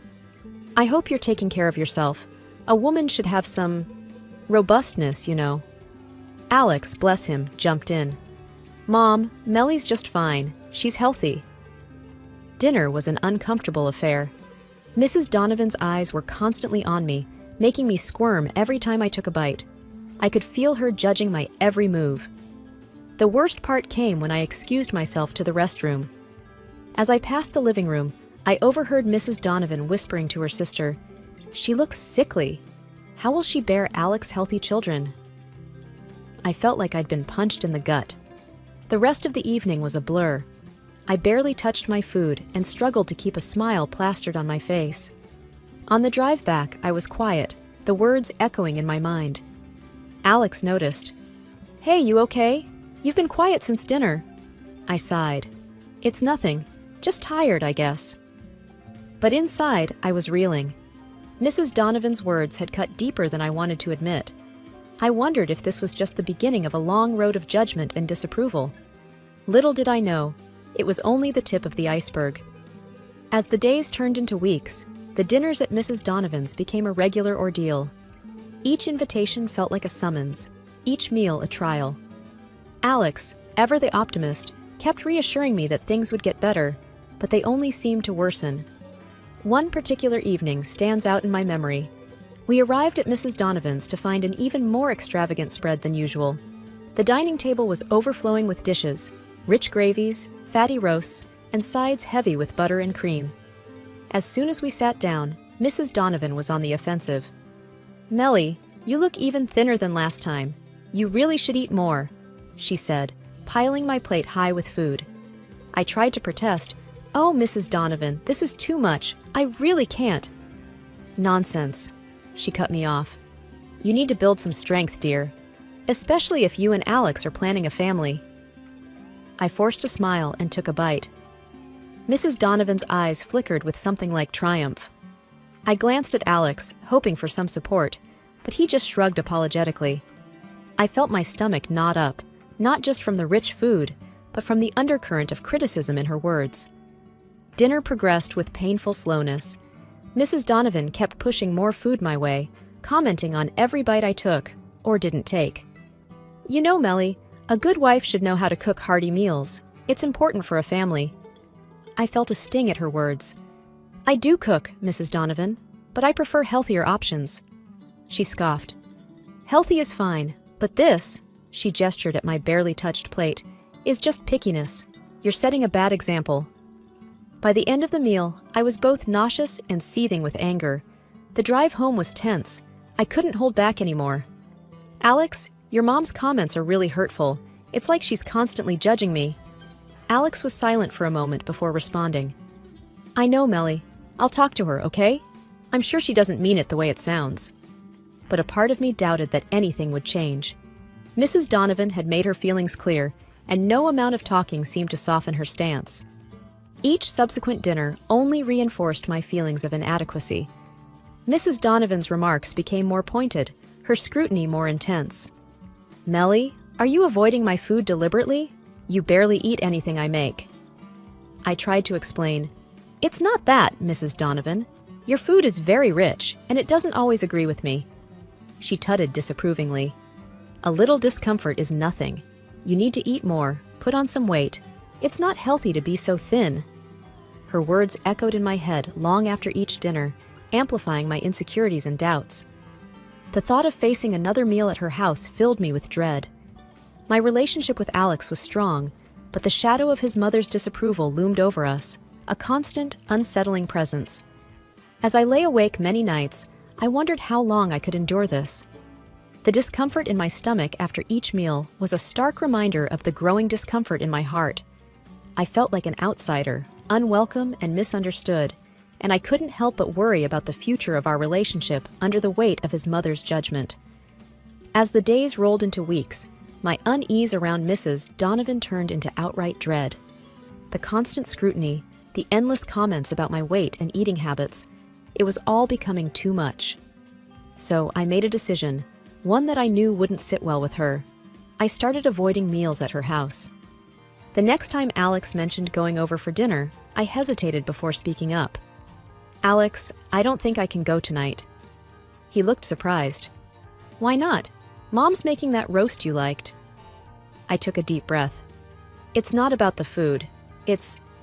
Your mom makes me uncomfortable. I can't keep pretending it's okay." Alex's face fell. "Melly, she's just trying to be caring in her own way. She doesn't mean to upset you." I shook my head, frustration building up. "It's not caring, Alex. It feels like she's attacking me, always commenting on how I look, what I eat. I can't deal with it anymore." We left it at that, but I could tell Alex was torn. He wanted to keep the peace, but I needed him to understand my side. The next family dinner I missed set off a real storm. Mrs. Donovan called me the next day, her voice icy. "Melly, I noticed you didn't grace us with your presence last night. Is everything all right?" I tried to keep my tone neutral. "Yes, Mrs. Donovan, I just wasn't feeling up to it." There was a sharp intake of breath on the other end. "Not feeling up to it? You do realize it's rude to decline family dinners without a good reason. You're part of this family now, or so I thought." Her words stung, and I felt my patience snap. "With all due respect, Mrs. Donovan, being part of this family shouldn't mean I have to endure being criticized all the time." There was a moment of stunned silence before she retorted, "Criticism? I'm merely concerned about your health, Melly. A wife should be strong, healthy. I'm worried you're not suitable for Alex." That hit a nerve. "Suitable? I love Alex and he loves me. That's what matters, not your opinion on my health." The conversation ended soon after, but the damage was done. The rift between us grew wider, deeper.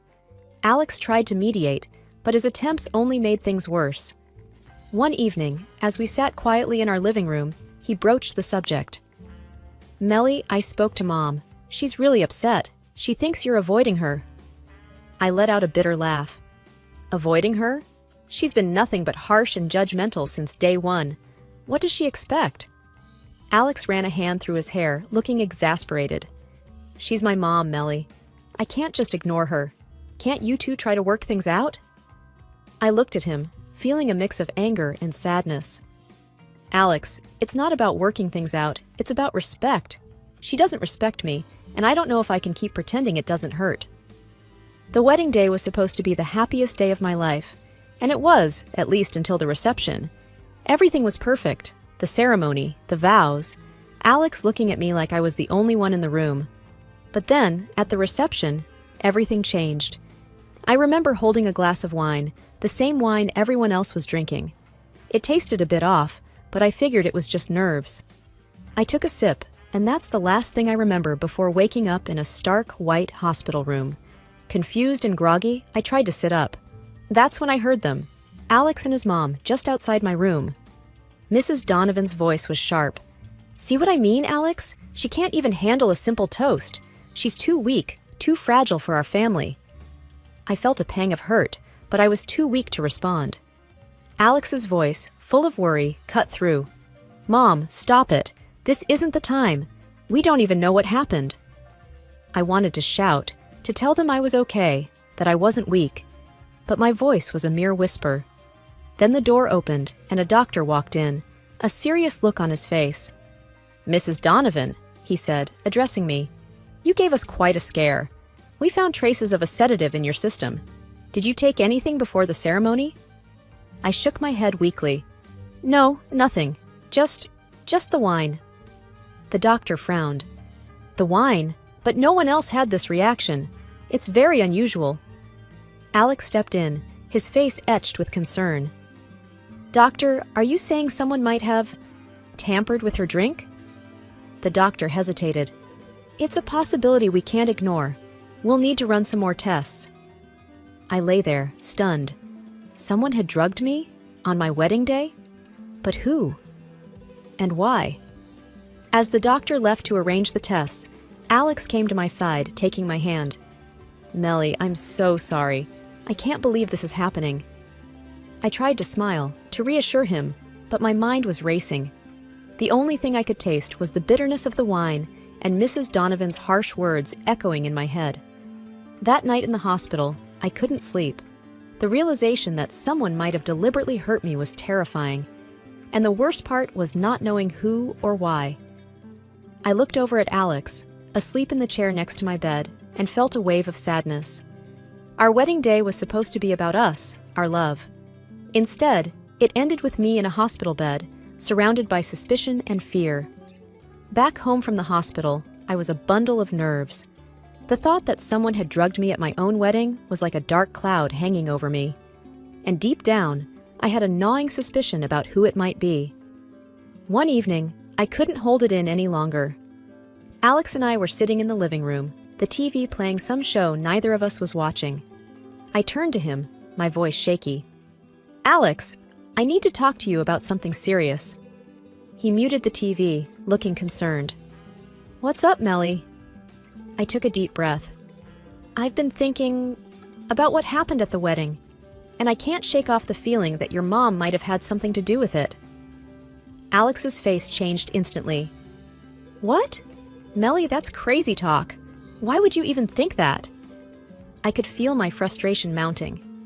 "Think about it, Alex. All those comments, the way she's always on my case, and then I suddenly fall ill after drinking wine that tasted odd? It's not that far-fetched." Alex stood up, pacing the room. "Melly, you're talking about my mom. She can be tough, sure, but she wouldn't do something like that. You're letting your imagination run wild." I stood up too, my voice rising. "Am I, Alex? Or have you just been turning a blind eye to all the things she's said and done? Can't you see she doesn't like me?" He stopped pacing, looking pained. "Melly, this is serious. Accusing someone of drugging you, that's a big deal. You can't just throw around accusations without proof." I felt tears prick my eyes. "I thought you'd at least consider what I'm saying. But it seems like you'll always take her side." Alex sighed, running a hand through his hair. "It's not about taking sides, Melly. It's about being rational. We can't accuse people based on a hunch." I felt a mix of anger and disappointment. "So, what am I supposed to do? Just forget it happened?" He came over, trying to put his arm around me, but I stepped back. "We need to think this through, Melly. Maybe talk to the police again, see if they found anything new." I nodded, though I felt far from convinced. "Fine, we'll talk to them. But Alex, if it turns out I'm right, I don't know what I'll do." That night, I lay awake, staring at the ceiling.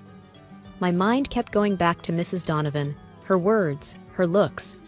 The doubt and fear were like a poison, and I knew I had to find the truth, no matter how painful it might be. A couple of weeks after the hospital incident, we were invited to another family gathering at Mrs. Donovan's house. I was hesitant to go, but Alex insisted it would be good for us to show a united front. As we walked into Mrs. Donovan's house, the atmosphere was tense. I could feel eyes on me, whispering under their breath. Mrs. Donovan greeted us with a smile. "Melly, dear, so glad you could make it," she said, her voice dripping with something that didn't quite sound like sincerity. I forced a smile back. "Thank you for having us, Mrs. Donovan." Dinner was served, and I noticed Mrs. Donovan made a point of bringing me a separate dish. "I made this especially for you, Melly, considering your delicate condition." Her emphasis on delicate didn't go unnoticed. I eyed the dish warily. It looked normal, but after the wedding, I couldn't be sure. Alex, oblivious to my discomfort, started eating his meal. I pushed the food around my plate, my appetite gone. Mrs. Donovan watched me, a hint of a smirk on her face. "Not hungry, Melly? I made it just for you." I looked up, meeting her gaze. "I'm just not feeling all that well, Mrs. Donovan, but thank you." The room was filled with murmurs and side glances. I could feel the weight of everyone's eyes on me, judging, questioning. Alex, noticing my discomfort, leaned in. "You okay?" I nodded, but my mind was racing. What if she had done something to the food again? I couldn't take any chances. I whispered to Alex, "Can we switch plates? I'm not comfortable eating this." He looked confused but obliged, swapping our plates. As he reached for a bite of my food, Mrs. Donovan's hand shot out, stopping him. "No, Alex, don't!" she exclaimed, her voice laced with panic. The room went silent. Everyone's eyes were now on her. Alex looked up, startled. "Mom? What's wrong?" Mrs. Donovan's face had lost all color. She stammered, looking for an excuse. It's just... That dish is specially made for Melly. It's not to everyone's taste." I stared at her, my suspicions growing stronger. "Why not, Mrs. Donovan? What's in it that's so special?" She fumbled for words, her usual composure slipping away. It's just a special recipe." The tension in the room was palpable. Alex looked between his mother and me, confusion turning to realization. "Mom, what did you do?" Mrs. Donovan was silent, her eyes darting around the room. I knew then, without a doubt, that my suspicions were right. There was something in that food, something she didn't want Alex to eat. The room was heavy with tension following the incident with the plates. I could feel everyone's eyes on us, on Mrs. Donovan, who looked like she was caught in a trap. Alex, his face a mix of anger and disbelief, turned to his mother. "Mom, what's going on? Why did you freak out about me eating Melly's food?" Mrs. Donovan was fumbling for words, her usual poise nowhere to be seen. "It's nothing, just... It was made for Melly, not for you." I couldn't hold back anymore. "That's not good enough, Mrs. Donovan. You've been against me from the start. What did you put in my food?" The room erupted into murmurs. Mrs. Donovan's eyes darted around, looking for an escape. "I didn't put anything in your food, Melly. This is ridiculous."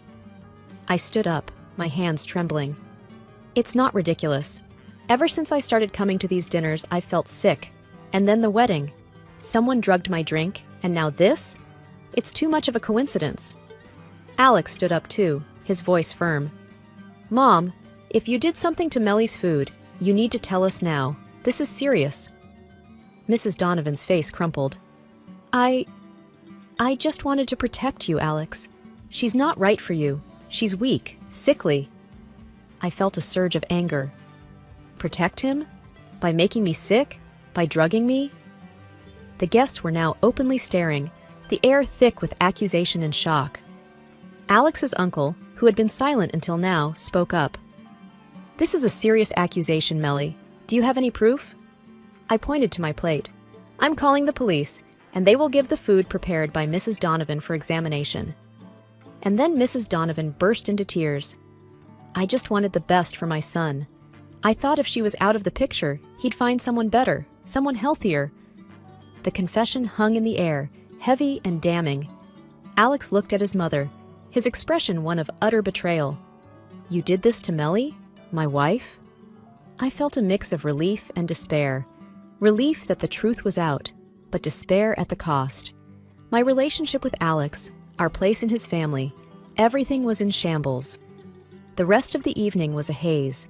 There were arguments, people taking sides, some in disbelief, others in anger. Alex and I left early, the weight of what had happened bearing down on us. As we drove home, neither of us spoke. The silence was oppressive, filled with unasked questions and unspoken fears. What did this mean for us? For our future?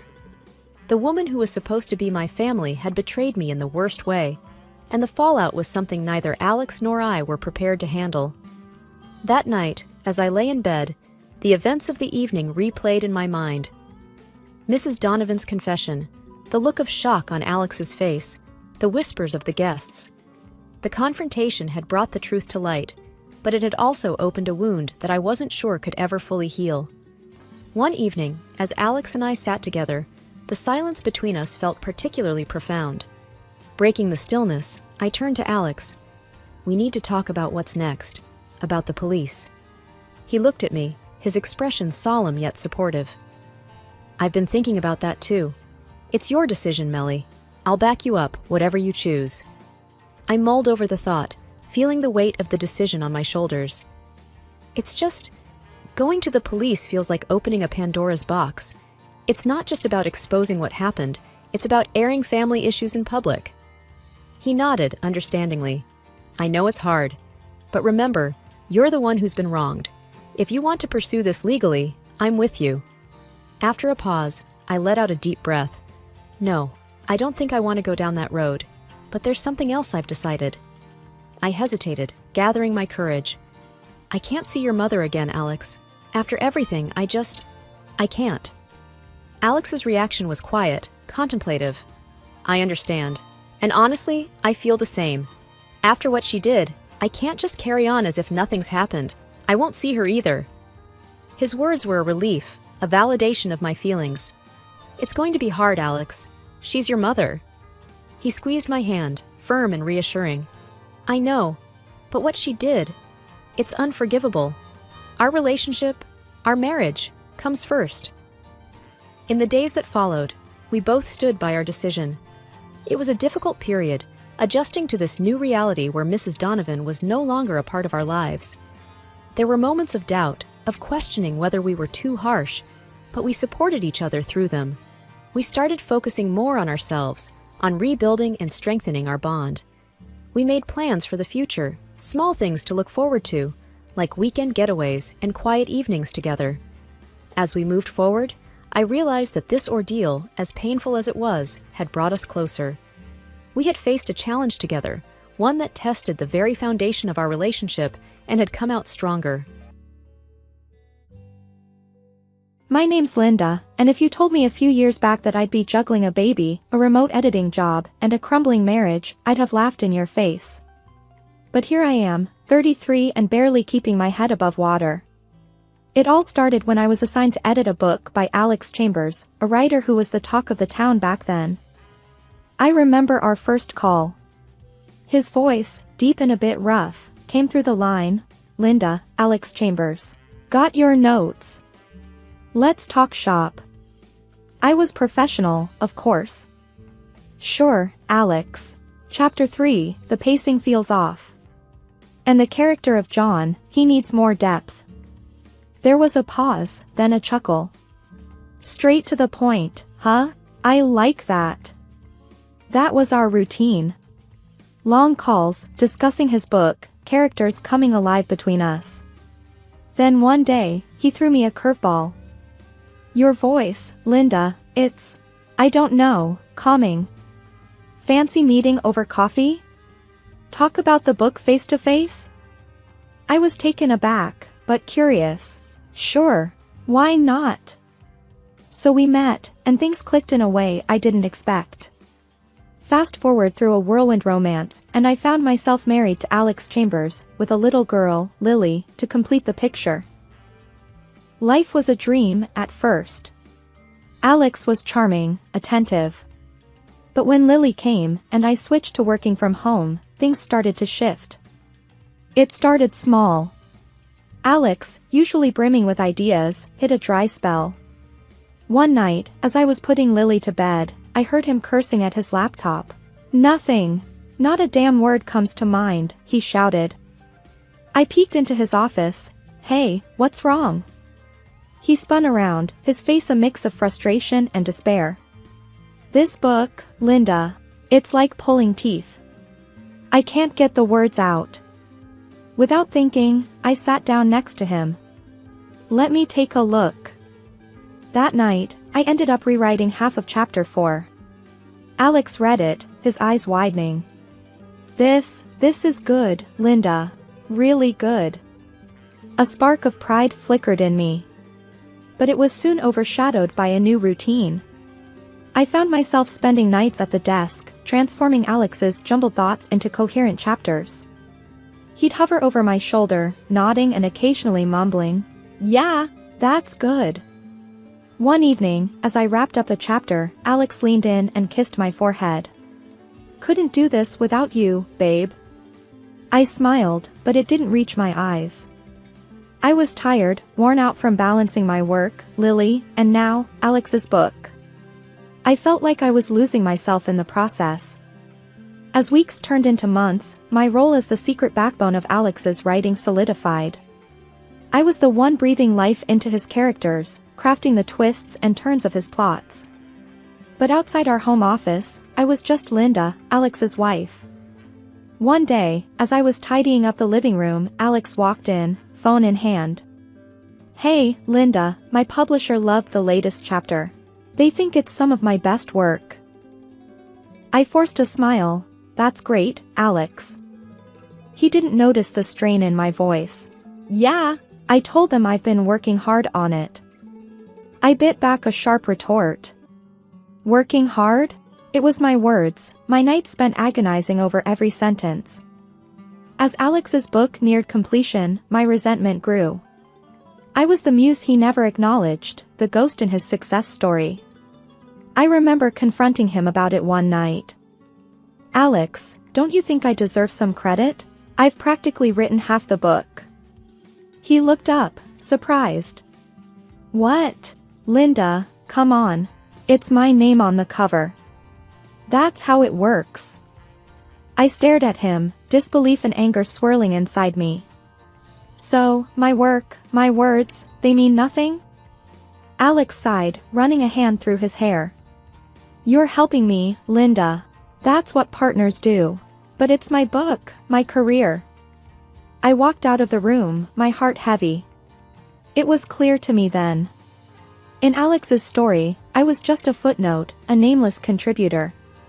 And that hurt more than I could say. The night the book was published, I held a copy in my hands.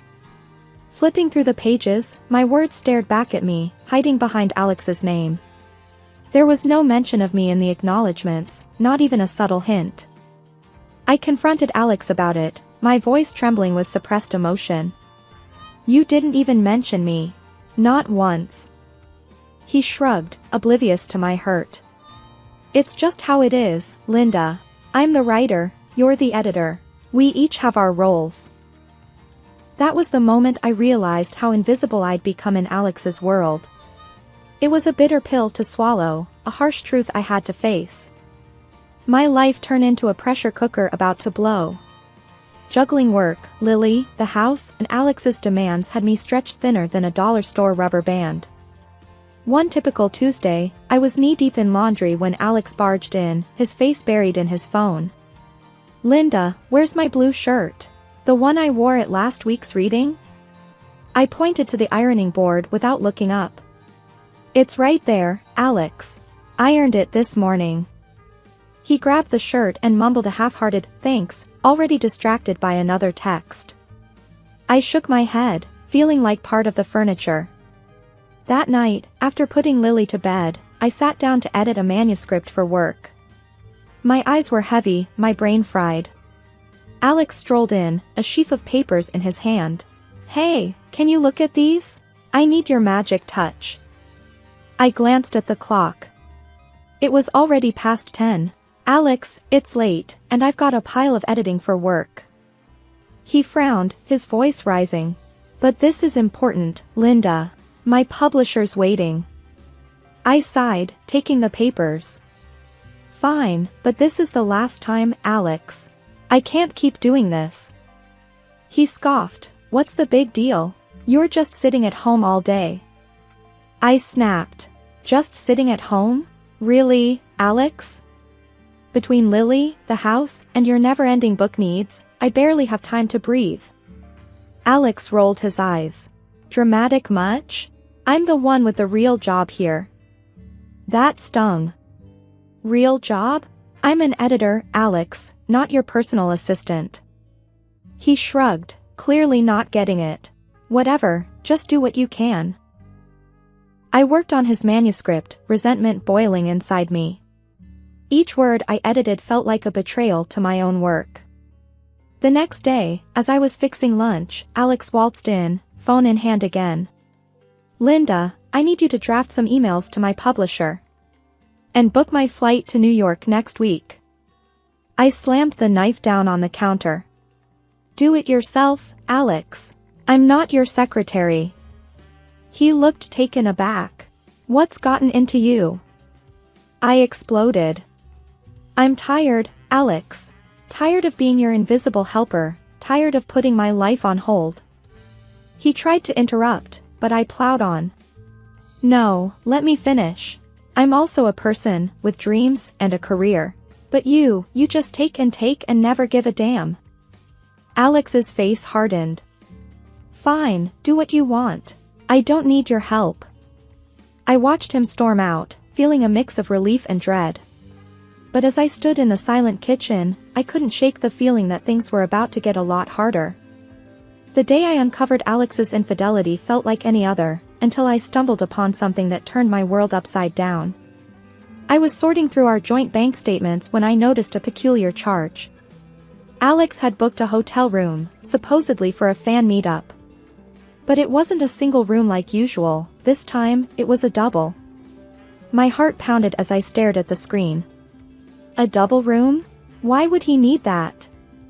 The question echoed in my mind, but deep down, I feared I already knew the answer. I decided to confront him when he got back. He walked through the door that evening, looking weary but satisfied. Hey, Linda, back from the event. It was great, he said, trying to kiss me. I dodged his kiss and held up the bank statement. Why'd you book a double room, Alex? He glanced at the statement, his face momentarily blank. Oh, that? Must be a mistake. I booked a single, like always. I wanted to believe him, but the doubt had already seated itself. A mistake, huh? Okay. Later that night, after Alex came home drunk, he crashed into bed, leaving his phone carelessly on the nightstand. A voice inside me whispered to check it. I hesitated, but curiosity and suspicion won. Picking up his phone, I felt like a detective in a bad movie, but what I found was no fiction. His messages were a maze of lies and deceit. There it was, a string of texts with someone named Julia. They weren't just friendly, they were intimate, full of plans and secrets. I scrolled through their conversations, each message a stab to my heart.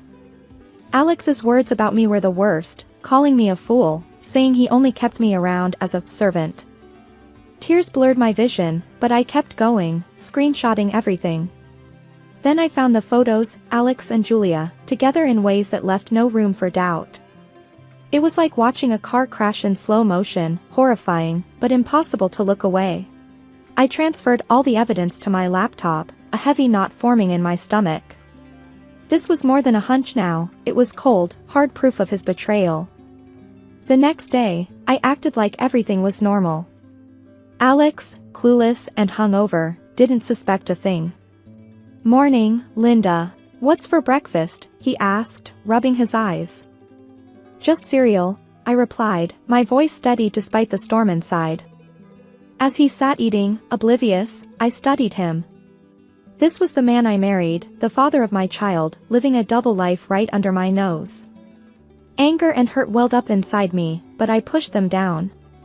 I needed to be smart, to plan my next move carefully. That day, as I went about my chores and work, part of me was elsewhere, plotting, planning. Alex's betrayal had shattered something fundamental between us. But I wasn't going to let him see me break. Not yet. I had to be strategic, to hit him where it hurt most. And for that, I needed to keep my discovery a secret, for now. It was a regular evening, Alex was lounging in his chair, absorbed in his laptop. Lily had just fallen asleep, and the house was quiet. The perfect setting for a confrontation. I approached him hesitantly. Alex, can we talk? It's important. He barely glanced up. Sure, what's up? I took a deep breath, my phone recording in my pocket.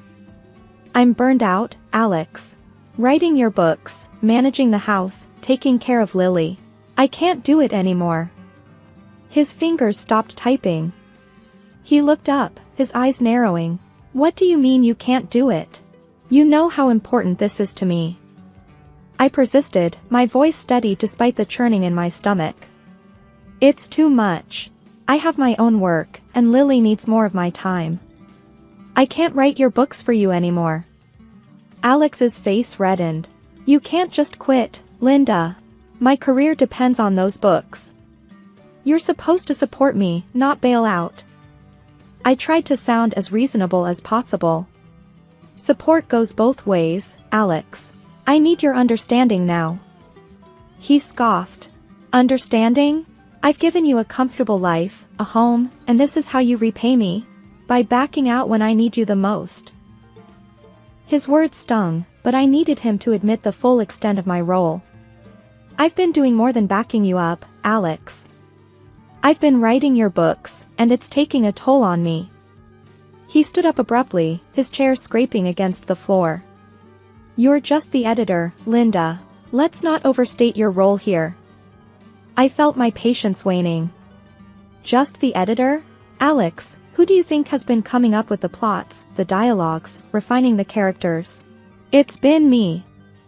His voice rose in anger. So what? My name is on those books. Without me, they'd be nothing. You're nothing without me. I edged closer, ensuring my phone caught every word.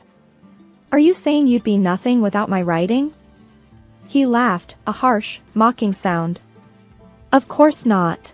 I'm the author, but you quitting now is like a betrayal. You can't leave me hanging.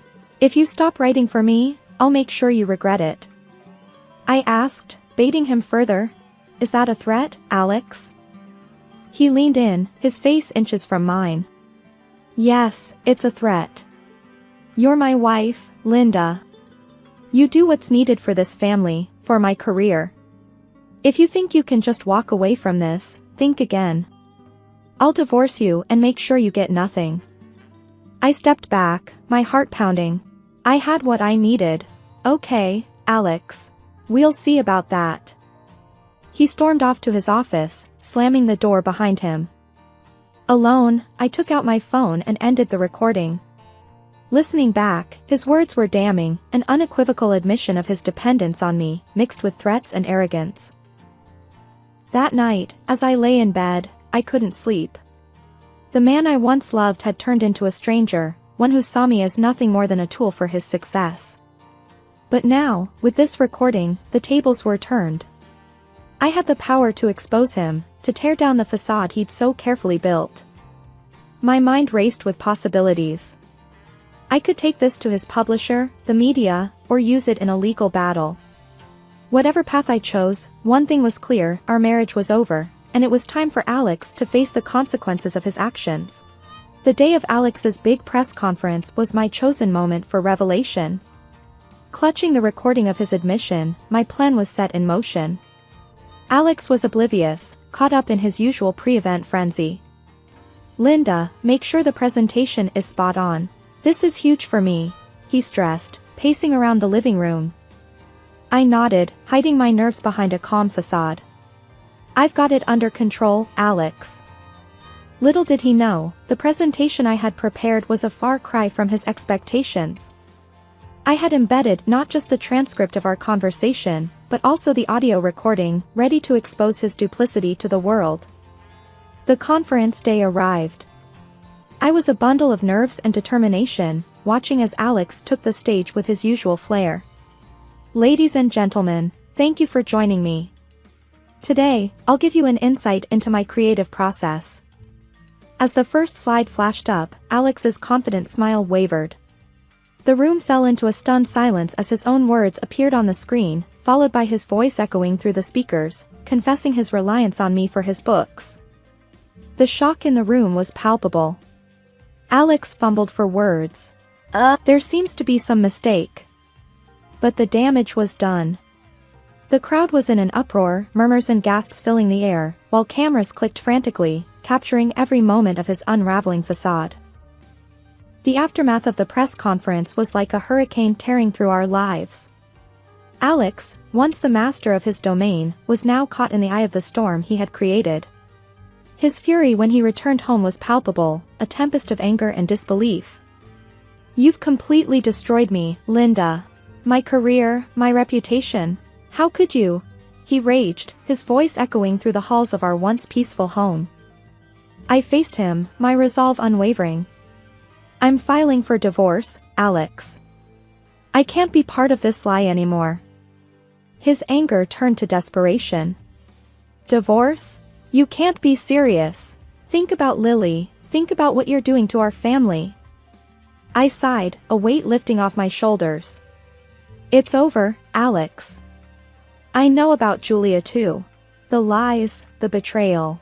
It's all out now. He sank into a chair, his energy deflated. Linda, I didn't mean for any of this. I shook my head. It doesn't matter what you meant. It's what you did. And now, everyone knows. As his career began to crumble, with publishers distancing themselves and fans expressing their outrage, I took the opportunity to reclaim my voice. I decided to continue the book series under my own name, my work finally receiving the recognition it deserved. In the midst of this, a surprising twist came my way. Alex's mistress, a woman with considerable influence in the media, approached me discreetly. She was desperate to keep her name out of the scandal and offered a substantial sum to ensure her anonymity in court. After much contemplation, I agreed to her terms. This wasn't just about retribution, it was about securing a stable future for Lily and me. The money meant freedom and a fresh start. The day of the divorce hearing arrived, and Alex's demeanor had shifted from anger to a plea for reconciliation. Linda, we can sort this out. We can go to counseling, start over. Please, don't do this. I looked at him, seeing the man I once loved, now a stranger consumed by his own deceit. It's too late, Alex. I can't erase what you've done, the lies you've told. It's over. In the courtroom, the air was tense. Alex's lawyer tried to argue for leniency, but the evidence against him was undeniable. The judge ruled in my favor, granting me a significant compensation and full custody of Lily. Alex was ordered to pay child support, a final blow to his already faltering financial state. Returning home, I watched Lily playing in the living room, her laughter a balm to my soul. I knew the road ahead would be challenging, but for the first time in a long time, I felt hopeful. That night, as I tucked Lily into bed, her gentle breathing was a reminder of the new beginning that lay ahead of us. Mommy, will everything be okay? She murmured sleepily. I kissed her forehead, whispering, yes, my love. Everything will be just fine. We have each other, and that's all we need. In the quiet of the night, I reflected on the tumultuous journey. The pain and betrayal had been overwhelming, but they had led me to a newfound strength and independence. It was the end of a painful chapter, but the start of something new, a future where I was the author of my own story, free to write the next chapters as I saw fit. In the wake of our divorce, life settled into a new rhythm. I focused on raising Lily and my burgeoning writing career, now rightfully acknowledged under my name. Alex's presence in our lives dwindled, his visits with Lily becoming infrequent and strained. One afternoon, while Lily was at school, I sat at my desk, working on my latest book. The phone rang, breaking the silence. It was Alex, his voice barely a whisper. Linda, I've messed up, he said, a tremor in his voice. What happened, Alex? I asked, my tone guarded. He sighed heavily. I published a book about my affair. I was desperate, Linda. I thought it might save my career. But I named Julia in it. I was stunned. You named her? After everything? He was quiet for a moment. Yeah, and now she's suing me. She won the case. I have to pay her $1 million, Linda. I'm ruined. I shook my head, disbelief and a twinge of pity mingling inside me. Alex, why would you do that? You knew the consequences. I don't know, Linda. I don't know what I thought. I ended the call, feeling a mix of emotions. It was a stark reminder of how far Alex had fallen, a victim of his own hubris and poor choices. Weeks passed, and the news of Alex's latest fiasco spread. His already tarnished reputation took another hit. Meanwhile, my own career flourished. My books, once hidden behind Alex's name, were now celebrated for their authentic voice and compelling storytelling. One day, as I picked Lily up from school, her teacher, Ms. Adams, approached me. Linda, I just wanted to say, I've been reading your books. They're incredible. You're so talented.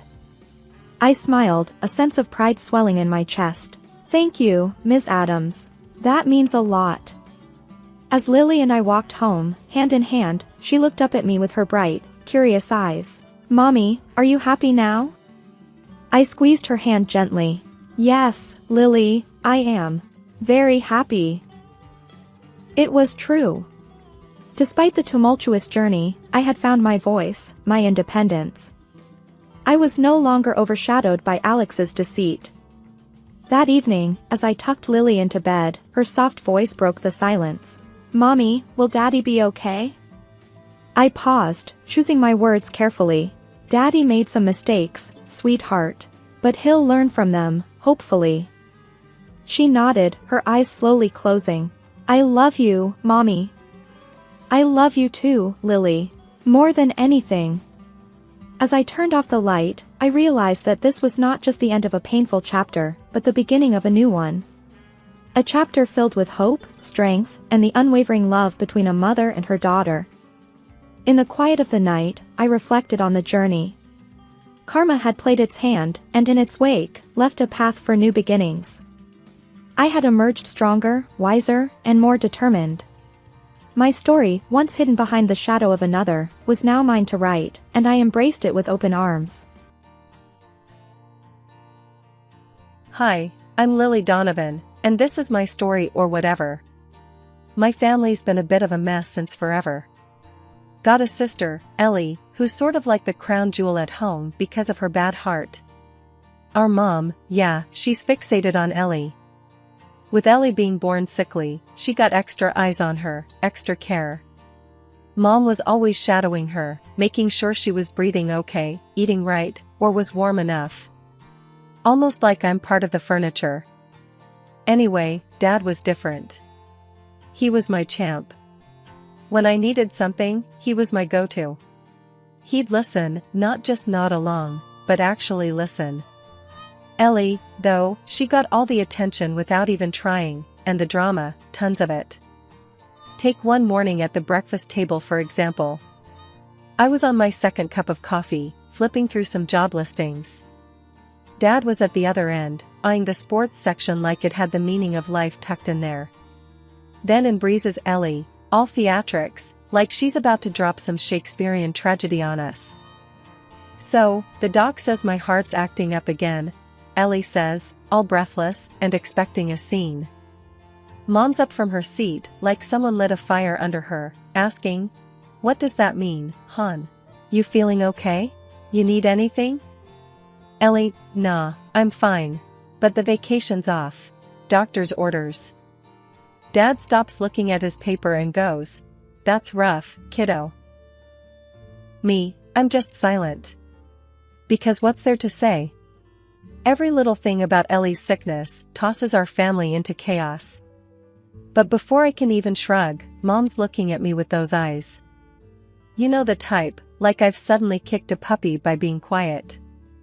And out of nowhere, I decide to toss in my 2 cents, maybe it's not the end of the world, right? Mom almost jumps at me. Lily, can't you see your sister's struggling? Ellie just slurps her juice, watching the show. I shrug. Just saying. There's worse stuff out there, ain't there? Ellie puts her glass down and says, nice, sis. Real supportive. Dad finally puts down the paper like he's about to referee a boxing match. Ease up on your sister, Ellie. But Mom ain't having it, she can at least act like she cares. I push back from the table, this is the same old song and dance. I tell them straight. Look, Ellie plays sick and we all gotta dance. I'm sick of it. Literally. Ellie's eyes go all wide like she can't believe I'd say that, but come on, it's been the story of my life. Dad gets that I'm fed up, and tries to smooth things over. Let's all just calm down. But I've already grabbed my jacket. Walking out, I toss over my shoulder, I'll be back when the drama's done.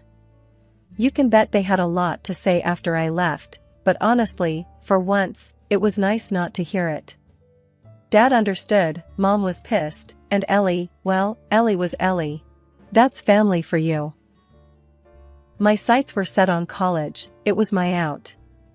It wasn't just about getting away, it was about getting somewhere. Grades had been my weapon of choice, and I wielded them well. I scored a ticket to a good school, a scholarship to boot. Ellie, despite everything, made it to college too, though it was clear her path there was marked by a different set of expectations. She was out to prove something, but I still wasn't quite sure what. "You gotta aim high, Lil," Dad said once as we cleared plates, his hand landing heavy and sure on my shoulder. "Don't let anyone dim your lights, hear me?" "Yeah, Dad. I hear ya." I smiled, tucking those words close. It was the quiet fuel I needed. To soar. To escape. To be more than just Lily Donovan, sister to the kid with the weak heart, daughter to a mother with uneven scales. College was a different world. I had my nose in the books, pushing hard to make something of myself. Ellie, she just couldn't hack it. She was lost, floundering in seminars and lectures, like she was trying to read a map with no legend. She dropped the news on me like a bomb, the tinny voice from my cell speaker signaling surrender. "College ain't my jam, Lily," Ellie said, her words lackluster. "I'm dropping out." I balanced the phone between my ear and shoulder, multitasking between the call and my constitutional law textbook. "You're bailing? Just like that?" "Got better things lined up than being a brain like you," she snapped back. There was a heavy dose of her trademark venom in her voice. The same one that could turn from sweetie to serpent in a single sentence. "So, what? You're skipping off into the sunset with the first guy who bats an eye?" I snorted. "Exactly," she hissed. "Someone's gotta live a little while you bury yourself in those dusty books.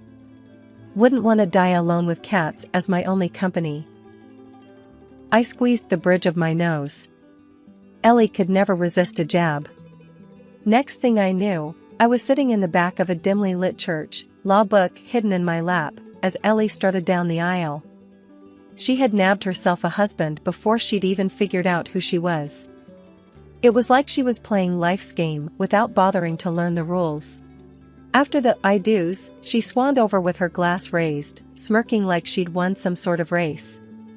"Cheers to me, the married woman, and to you, Lily, maybe you'll graduate to cat lady soon?" She snickered, cruelty wrapped in a toast. I bit back the anger, knowing Ellie relished any sign of getting under my skin. "Maybe, but at least I'll have a law degree to hang on the wall. Cats or not." Her eyes narrowed. "You think you're better than me, with your big dreams of being a hotshot lawyer?" As she flittered away to go cut the cake, a part of me wanted to scream. I wanted to shake some sense into her. But I stayed in my seat, the anger simmering. Back on campus, I poured myself more into my studies. The late nights were my fortress from Ellie's barbed comments. Every essay, every exam was another brick in my walls, fortifying my future against her cynicism. Ellie and I were on divergent paths, she, reveling in the now with a sharp tongue, and I, building a foundation for tomorrow with gritted teeth. That was just the way of it. You can't pick your family. But you sure as hell can pick which of their words to listen to. And Ellie's? I was learning to let them go like seeds in the wind, insignificant and unworthy of taking root. Turning 30 hit different. The job at Uncle John's law firm was steady. Every day in court was like a chess game. I'd become good at it, keeping my cool under those fluorescent lights. Mark and I had been an item since who knows when. We figured, why not make it official? So we planned to. Dad's been gone a while now. I don't bring it up much. Stuff happened, he's not here, we move on. That means I've kind of been both the rock and the hard place for myself. When I said to Mom and Ellie, "Hey, I'm marrying Mark in a bit," they just shrugged. "That's nice," Mom said without looking up from her cards. "Ellie?" She couldn't even pause her TV show. I heard her mumble a congrats, buried under a heap of reality show noise and screams of her children. Where is her husband Dave? He was almost never at home. Living with Uncle John's sometimes biting sense of legal wisdom wasn't much different. I'd tell him about the upcoming wedding and he'd just grunt.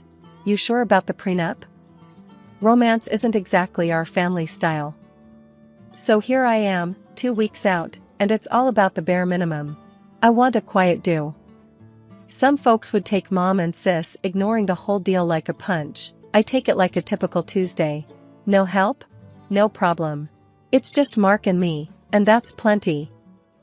I draft my own contracts by day, iron out merge clauses, and at night, I scroll through potential honeymoon spots on my phone. No fluff, just picking a place to unwind. After the case I just cracked, I need it. Weddings bring out strange in folks, I guess. Mom suddenly caught up with her bridge club, acting like playing cards is her full-time job. I dropped by to give her an update on the no-fuss dress I picked, not that she asked. She barely glances up. Don't stress. It'll be fine. Full house. I should have knocked. Cool, Mom, I say, but I'm talking to the wall because she's dealing cards again. Ellie's the same. She calls and it's one crisis after another. I can't find a dress, she complains over the phone. Ellie, just wear something from your closet. She huffs like I've suggested hiking the Everest in flip-flops. Fine, she snaps. I go about my days, bits and pieces of the wedding falling together between deposition prep and client consultations. Mark's doing his share, but mostly he's just keeping me sane. Always a joke ready to diffuse my stress like a bomb squad pro. I handle the indifferences from Mom and Ellie the same way I manage everything else, with a little nod and a lot of getting on with it. It's like being in the eye of my own personal hurricane, watching all the whirlwinds, but not really feeling them. I've gotten good at it, too good maybe. In the end, it's simple. I'm not walking down the aisle to make a statement. It isn't a parade or a show. It's just signing papers, making things official, a modest gather-up for a lifetime of more down-to-earth moments with Mark. He's the I do at the end of my very practical, very organized checklist. As for Mom and Ellie, well, they'll show up or they won't. The wedding will happen, and then life will roll on. It always does. I was mid-sentence with a contractor, haggling over the price of folding chairs, when Mom's call threw everything off balance.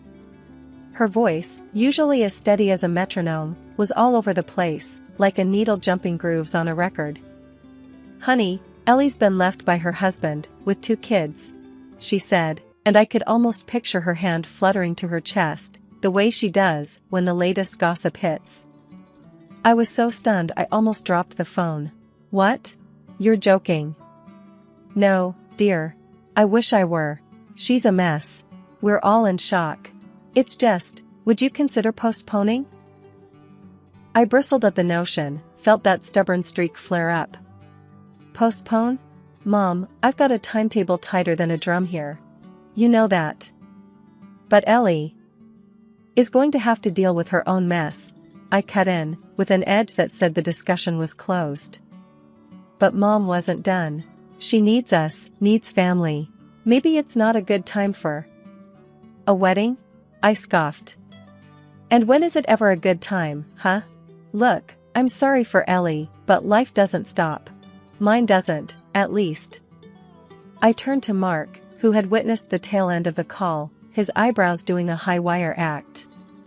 What now? He asked, towing the line between concern and asking for the mess report. Ellie's husband ditched her. Mom wants us to push back the wedding. His eyes widened slightly. Wow. Are we?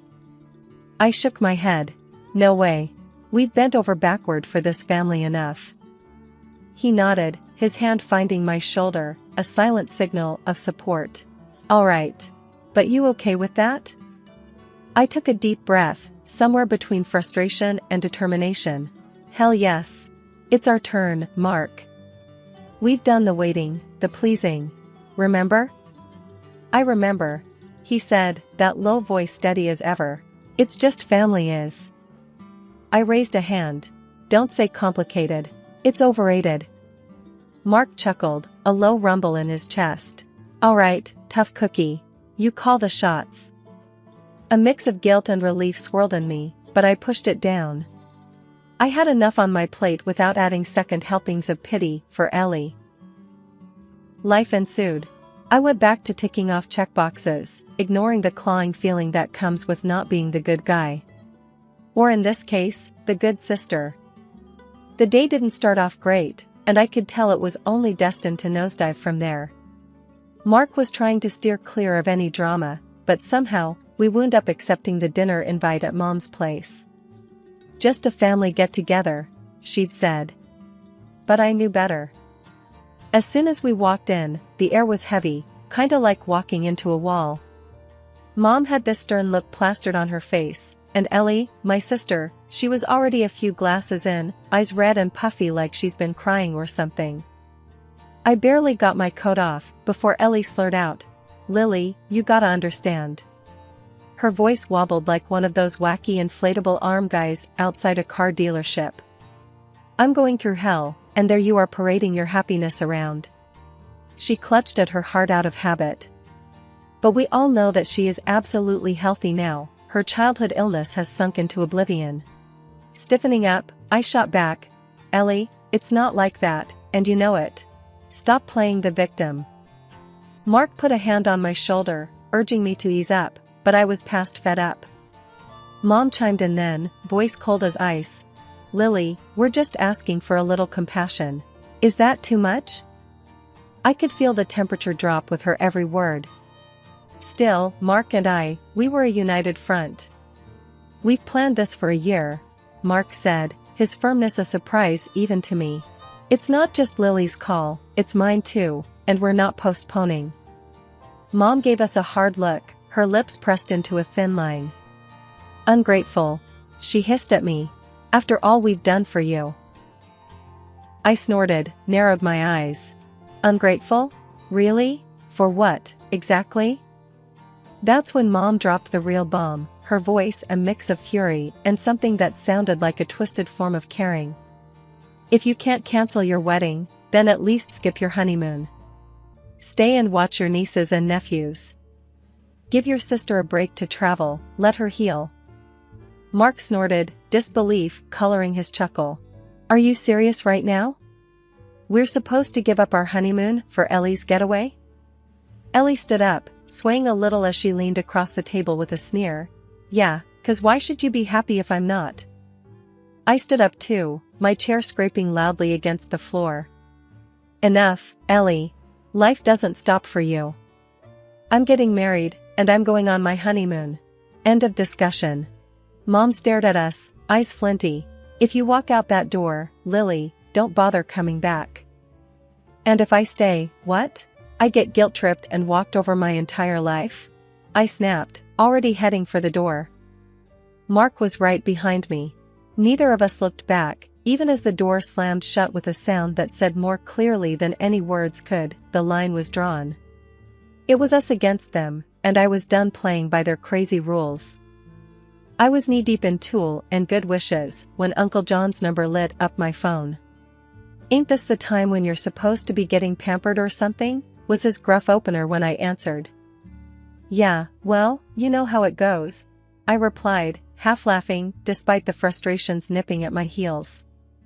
"You got a minute?" he asked. His voice had that no-nonsense edge to it that I remembered from when I was a kid. "Sure, lay it on me," I said, stepping out onto the venue's balcony for some privacy. "It's about your mom's latest request," Uncle John started, and I braced myself. "Listen, kiddo, she tried to strong-arm me to cancel your vacation. No vacation, no honeymoon, says it's what family does, supports each other and all that jazz." I felt my hands clench around the phone. "Is that right?" I managed to say, trying to keep the ice out of my voice. "Yeah, but don't worry, I told her where to shove it," Uncle John replied, and I could almost hear him spitting the words out. "Uncle Jay, you didn't have to get involved," I said, the gratitude and stress mixing up inside me. I'll fight your corner any day. This is your time. You and Mark deserve to enjoy all of it, without any crap thrown your way. I just can't believe she's trying to ruin my wedding and break my honeymoon," I said, rubbing my temple. Stubborn as a mule, that sister of mine. He chuckled, but it was that kind of laugh that didn't reach the eyes. Anyway, I've got your back. You two just focus on tying the knot and then getting naughty on your own time, if you catch my drift. I laughed, a real laugh this time. Couldn't have said it better myself, Uncle. Course you couldn't. I'm the family wordsmith, he said, his voice proud as a peacock. Then he lowered it a notch. Remember, kiddo, you're doing nothing wrong. Go, get married, be happy. I promised I would and hung up, feeling a notch lighter, but with the weight of the whole situation still sitting on my chest like an unwelcome cat. The rehearsal dinner was buzzing when I got back. Mark caught my eye across the room and frowned when he saw my face. Everything okay? He mouthed. I nodded and made my way through a sea of relatives and friends, plastering on a smile like it was lipstick. Mark met me halfway, his hands finding mine, his eyes searching my face. You're worrying me, he said. It was Uncle John. Mom's trying to recruit him into her save the date but screw the honeymoon campaign. I sighed, feeling the whole thing splayed out again. He snorted. She's relentless. Like a dog with a bone, I agreed. But Uncle John's not biting. I swear, he's the only one actually standing up for us. Well, we've got each other. That's the main thing, Mark replied, and wrapped me in a hug that felt like armor against the world's crazy. The murmur of family and friends bubbled around us, all unsuspecting of the undercurrents they were swimming in. The table settings gleamed, glasses clinked, and laughter soared like fireflies in the evening light. As I lay down that night, with the stars wearing their best shine outside my window, I could only hope that our next chapter would be written on the bright side of this often too shadowed world. Mark's steady breathing in the dark was a promise and question all at once. It didn't matter what came next. His yes matched my yes, and that felt like the only answer we'd ever need. After what they tried to pull off, Mom and my sister said they wouldn't be caught dead at my wedding. They made sure everyone knew it too, telling anyone who'd listen that I was just a cold piece of work. They didn't stop there, though. They started spreading all sorts of nonsense around town about me, but you know what? It didn't matter one bit. The big day came, and it was nothing short of awesome. Our family and friends filled the place up. There were so many of them. Aunts, uncles, cousins, everyone was there, laughing and joking around. It was loud, and it was fun, and nobody brought up Mom and Sis. It was like we all agreed not to let them ruin the vibe. My bridesmaids were a whirlwind of activity. Girl, are those butterflies in your stomach? Or just the 2 bottles of champagne we guzzled? Lisa, always the joker, nudged me with her elbow as she adjusted my veil for the 100th time. Just excitement, I guess, I replied, my smile as wide as the horizon. Well, you look banging, Jen chimed in, her hands making tiny adjustments to my bouquet. Mark's gonna fall over when he sees you. The ceremony space was filled with the tunes of a string quartet digging into my favorite classics, nothing fancy, just raw music that filled the soul. Damn, can you believe you're about to get hitched? Lisa sighed, her tough tone softened a touch by the moment. Believe it? I planned it, down to the last petal. I laughed as I peeked through the crack of the door at the guests filtering in. The ceremony was a blur of words and emotions. When it came time to exchange vows, Mark's voice filled the room. I promise to keep it real, to be your partner in crime, to have your back, and make you laugh when life sucks. I took a deep breath, my hands shaking just a little. I promise to always be honest, to support your crazy schemes, to love you even when you leave your socks on the floor. The room erupted into laughter and cheers, the love tangible in the air like the warmth of the spring sun coming through the windows. As husband and wife, you may now kiss the bride, the officiant announced, and Mark wasted no time. It was the kind of kiss that said we were in this for the long haul, for better, for worse, and hell, even for the mundane. Later, as the party wound down, Uncle John found me, his face a little shiny from the festivities. You did good, kid. And if anyone gives you trouble, you send them my way. I will, Uncle Jay, thanks for everything, I said, meaning every word. As the night drew to a close, and the last stragglers left, Mark and I stood hand in hand, taking in the moment. Ready to start this adventure? He asked, squeezing my hand. I've never been more ready for anything in my life, I replied, and we stepped out into the cool night air. We climbed into the car, cans clattering behind us, a playful, just married sign taped to the back. I looked over at Mark, his face illuminated by the streetlights as we drove away. This is it, he said, his hand finding mine. This is us, I said, feeling the truth of it settle in my bones. My new hubby and I took off to this cozy beach spot for our honeymoon. Just us, the sun, and the sea. It was like a week-long chill pill. And nope, I did not call mom or sis. Not once. And I didn't miss them either. Yeah, family's supposed to be your rock, right? But sometimes, you gotta build your own foundation. That's what I did, and it's solid. I don't need that kind of crazy in my life, and I'm not about to invite it back in. I'm Emma, a 34-year-old photographer, recently turned full-time mom. My world, once framed through the lens of my camera, now revolved around the tiny bundle of joy sleeping in the next room. But beneath the surface of this newfound motherhood, something was amiss. The house, our once beloved sanctuary, felt like a hollow echo of its former self.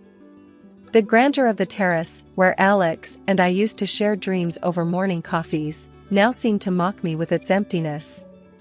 The garden, meticulously cared for, stood silent, a witness to the growing void between us.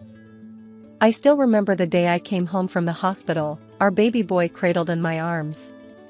I expected warmth, tears of joy, something, anything. Instead, Alex greeted us with a glance that barely hid his indifference. Honey, aren't you excited? Say hello to your son, I nudged, trying to mask the tremble in my voice. Alex barely glanced at our baby, his eyes void of the spark I used to know. Yeah, he's great. I'm just not good with babies, you know? Give me time. It wasn't just the baby. The Alex I knew, the one I fell in love with, seemed to have vanished. Each day he'd return from work, his face a mask of fatigue, his words sparse and hollow. One evening, as I rocked our son to sleep, the silence became unbearable. Alex, we need to talk. This distance between us, it's not just about the baby, is it? He sighed, his attention fixed on some distant point beyond the walls of our once happy home. Emma, don't start. I'm tired, work's a mess. I don't need another lecture. I felt a pang of anger, mixed with a dose of fear. Lecture? Alex, look at us, at our family. You're a father now, and I feel like I'm doing this all alone. He finally looked at me, his eyes cold, distant. What do you want from me, Emma? A parade? I'm here, I'm working, I'm providing. What more do you want? The words stung, each one a reminder of the chasm that had formed between us. I want you, Alex. The man I married. The man who promised to be by my side, not a shadow that haunts this house. He stood up, his frustration evident. I can't deal with this right now. I'm not the enemy, Emma. Maybe you're the one who changed. Life after bringing our son home wasn't the blissful picture I had painted in my mind. It was more like a puzzle, with pieces that didn't quite fit. Alex, the man I vowed to spend my life with, was the piece that had shifted the most. His late nights at work were becoming a pattern, a repeat of a past I thought we had buried deep. One chilly evening, as I cradled our son, trying to soothe his fussiness, the sound of the front door creaking open broke the monotony. Alex walked in, his face drawn, his eyes avoiding mine. Back late again, huh? I said, my voice laced with a tiredness that went beyond physical. Alex just grunted, tossing his keys on the table. Work's a mess. You wouldn't understand. The sharpness in his tone stung. Wouldn't understand? Alex, I'd been there. Remember the late nights in the studio, the deadlines? I get it. But this is different. You're different. He scoffed, loosening his tie with a jerk. Different how? Because I'm trying to provide for this family? Because I'm not jumping with joy every minute? I bit back the retort that sprung to my lips, choosing my words carefully. It's not about providing, Alex. It's about being present. You barely look at your son, you barely talk to me. It's like you're here, but you're not. He looked at me then, his eyes hard. What do you want from me, Emma? I'm working my ass off every day, coming home to this. He gestured vaguely around the room. And all I get is complaints. The hurt was raw, real. Complaints? Is that what you think this is? Alex, I'm worried. About us, about you. I see how you avoid us, how you're pulling away. It reminds me of before. The air turned icy. Alex's face tightened, his jaw clenching. Before? You're bringing that up again? I thought we were past that, Emma. I thought we agreed to leave that behind. I held our son closer, his small warmth a stark contrast to the chill between us. Leave it behind? How can I, Alex, when you're acting just like you did back then? Late nights, the distance, the silence. It's all too familiar. He threw up his hands, frustration radiating off him. So, what, you think I'm cheating again? Is that it? You think I haven't changed?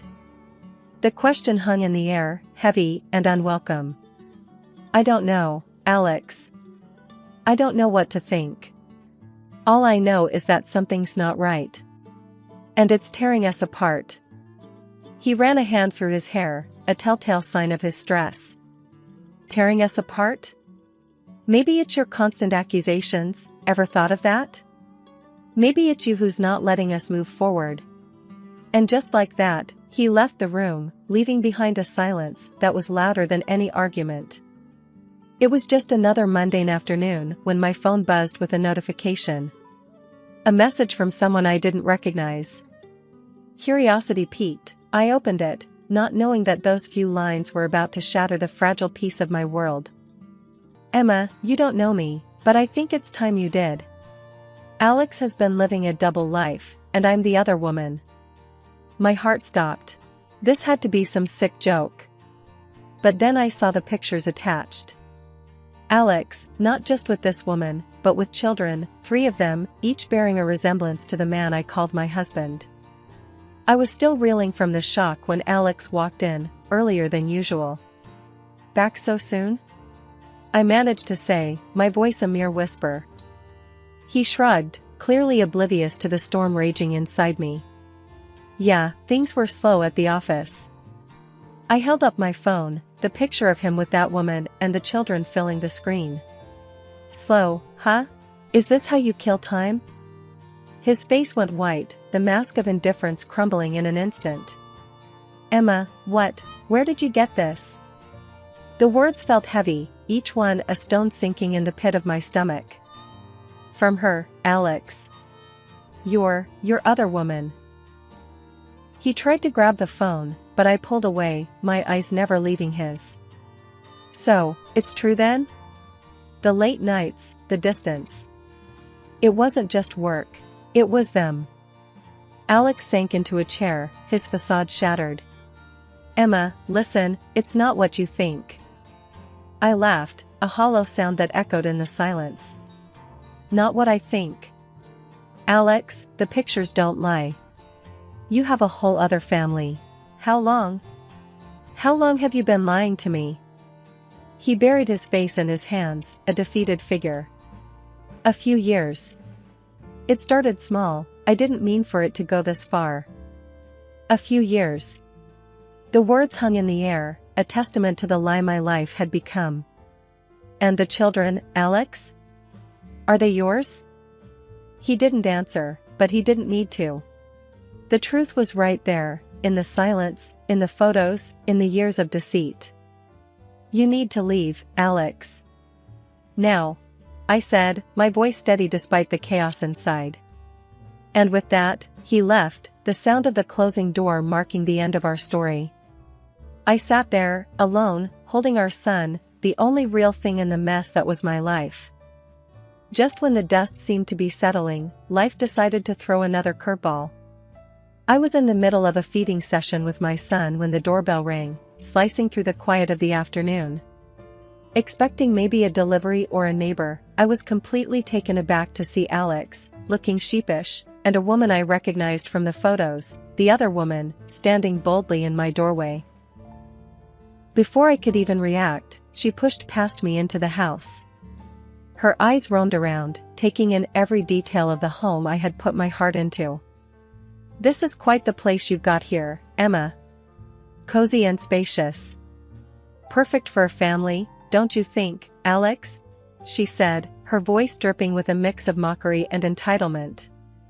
Alex didn't meet my gaze, his shame evident, but his voice silent. I clenched my jaw, trying to keep my composure in the face of this intrusion. And what family would that be? "Because the last time I checked, this was my home," I retorted, standing protectively in front of my son's crib. She smirked, a calculated glint in her eye. "Well, the family Alex should have been with all along. Me and our 3 kids. You see, we need this house more than you do. A big, beautiful house for a big family. You understand, right?" The audacity of her words struck a nerve. I was fuming, each word from her mouth fueling my anger. "Understand? I understand perfectly. You're delusional if you think you can just barge in here and lay claim to what's mine. Alex has no right to this house, and neither do you." Alex finally spoke, his voice barely a whisper. "Emma, maybe we should discuss this." "Discuss?" I snapped, my patience wearing thin. "You think after everything, we're just going to sit down and have a chat about you handing over my house to your mistress and your other children?" The woman paced around, her eyes scanning the room like a hawk. "Look, Emma, it's simple. You've got 1 kid, a small apartment will do. We've got 3, we need the space. It's only fair." Fair? The word echoed in my mind, a cruel joke in the face of everything that was happening. Fair? You want to talk about fair? There's nothing fair about betrayal, about lies, about breaking a family. You have no idea what fair is. She turned to Alex, seeking affirmation. "Tell her, Alex. Tell her we'll be moving in. She's got a week to clear out." Alex avoided my gaze, his shoulders slumped, the picture of defeat and cowardice. "Emma, I don't know what to say." The standoff was tense, the air thick with unsaid words and unspoken threats. But as they left, the woman throwing a spiteful glance over her shoulder and Alex not even daring to look back, I knew that this was far from over.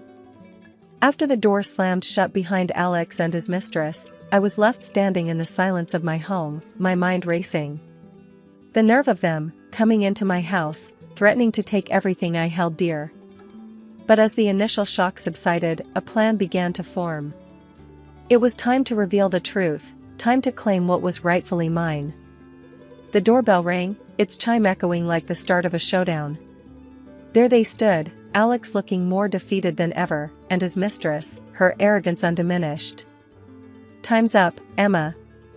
We're here to move in. Did you pack your stuff?" she demanded, her eyes gleaming with triumph. I stood in the doorway, my stance firm. "Actually, I didn't pack. And you're not moving in. This house is mine, and I have the documents to prove it." The woman's face faltered, confusion mixing with her anger. "What are you talking about? This is Alex's house too. We have rights." I couldn't help but smirk, the tables finally turning. "No, you see, that's where you're wrong. This house was a gift from my parents to me. Alex's name isn't on any of the documents. He has no claim over this property. Alex shifted uncomfortably, avoiding my gaze. Emma, I thought we could work something out. Work something out? After you cheated, lied, and then tried to kick me and your son out of our home? I don't think so, Alex. The mistress interjected, her voice shrill with panic. This can't be happening. You're lying. Alex, tell her she's lying. But Alex remained silent, his eyes downcast, the truth of the situation finally dawning on him. It's not a lie, I said, my voice steady. This house is mine, and you have no legal right to be here.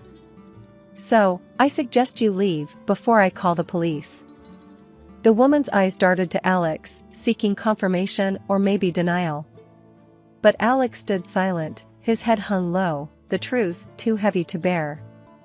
But we have a family, we need this house. You can't just throw us out, she protested, her voice tinged with desperation. The only thing I'm throwing out is the lies, I countered. And while we're at it, let's talk about Alex's job, shall we? He's not the high-flying executive you think he is. He's a clerk, a simple office worker. Your dreams of a lavish life in this house are just that, dreams. The revelation hit her like a physical blow, her face contorting with rage and disbelief. A clerk? You're lying. Alex, tell her she's lying. Alex, however, remained silent, his shoulders slumped in defeat. The charade was over, the truth laid bare for all to see. You've been living in a fantasy, fed by Alex's lies. But it ends now, I declared, my voice firm. You have no place here. It's time for you both to leave. The confrontation was intense, the air thick with tension and unsaid words.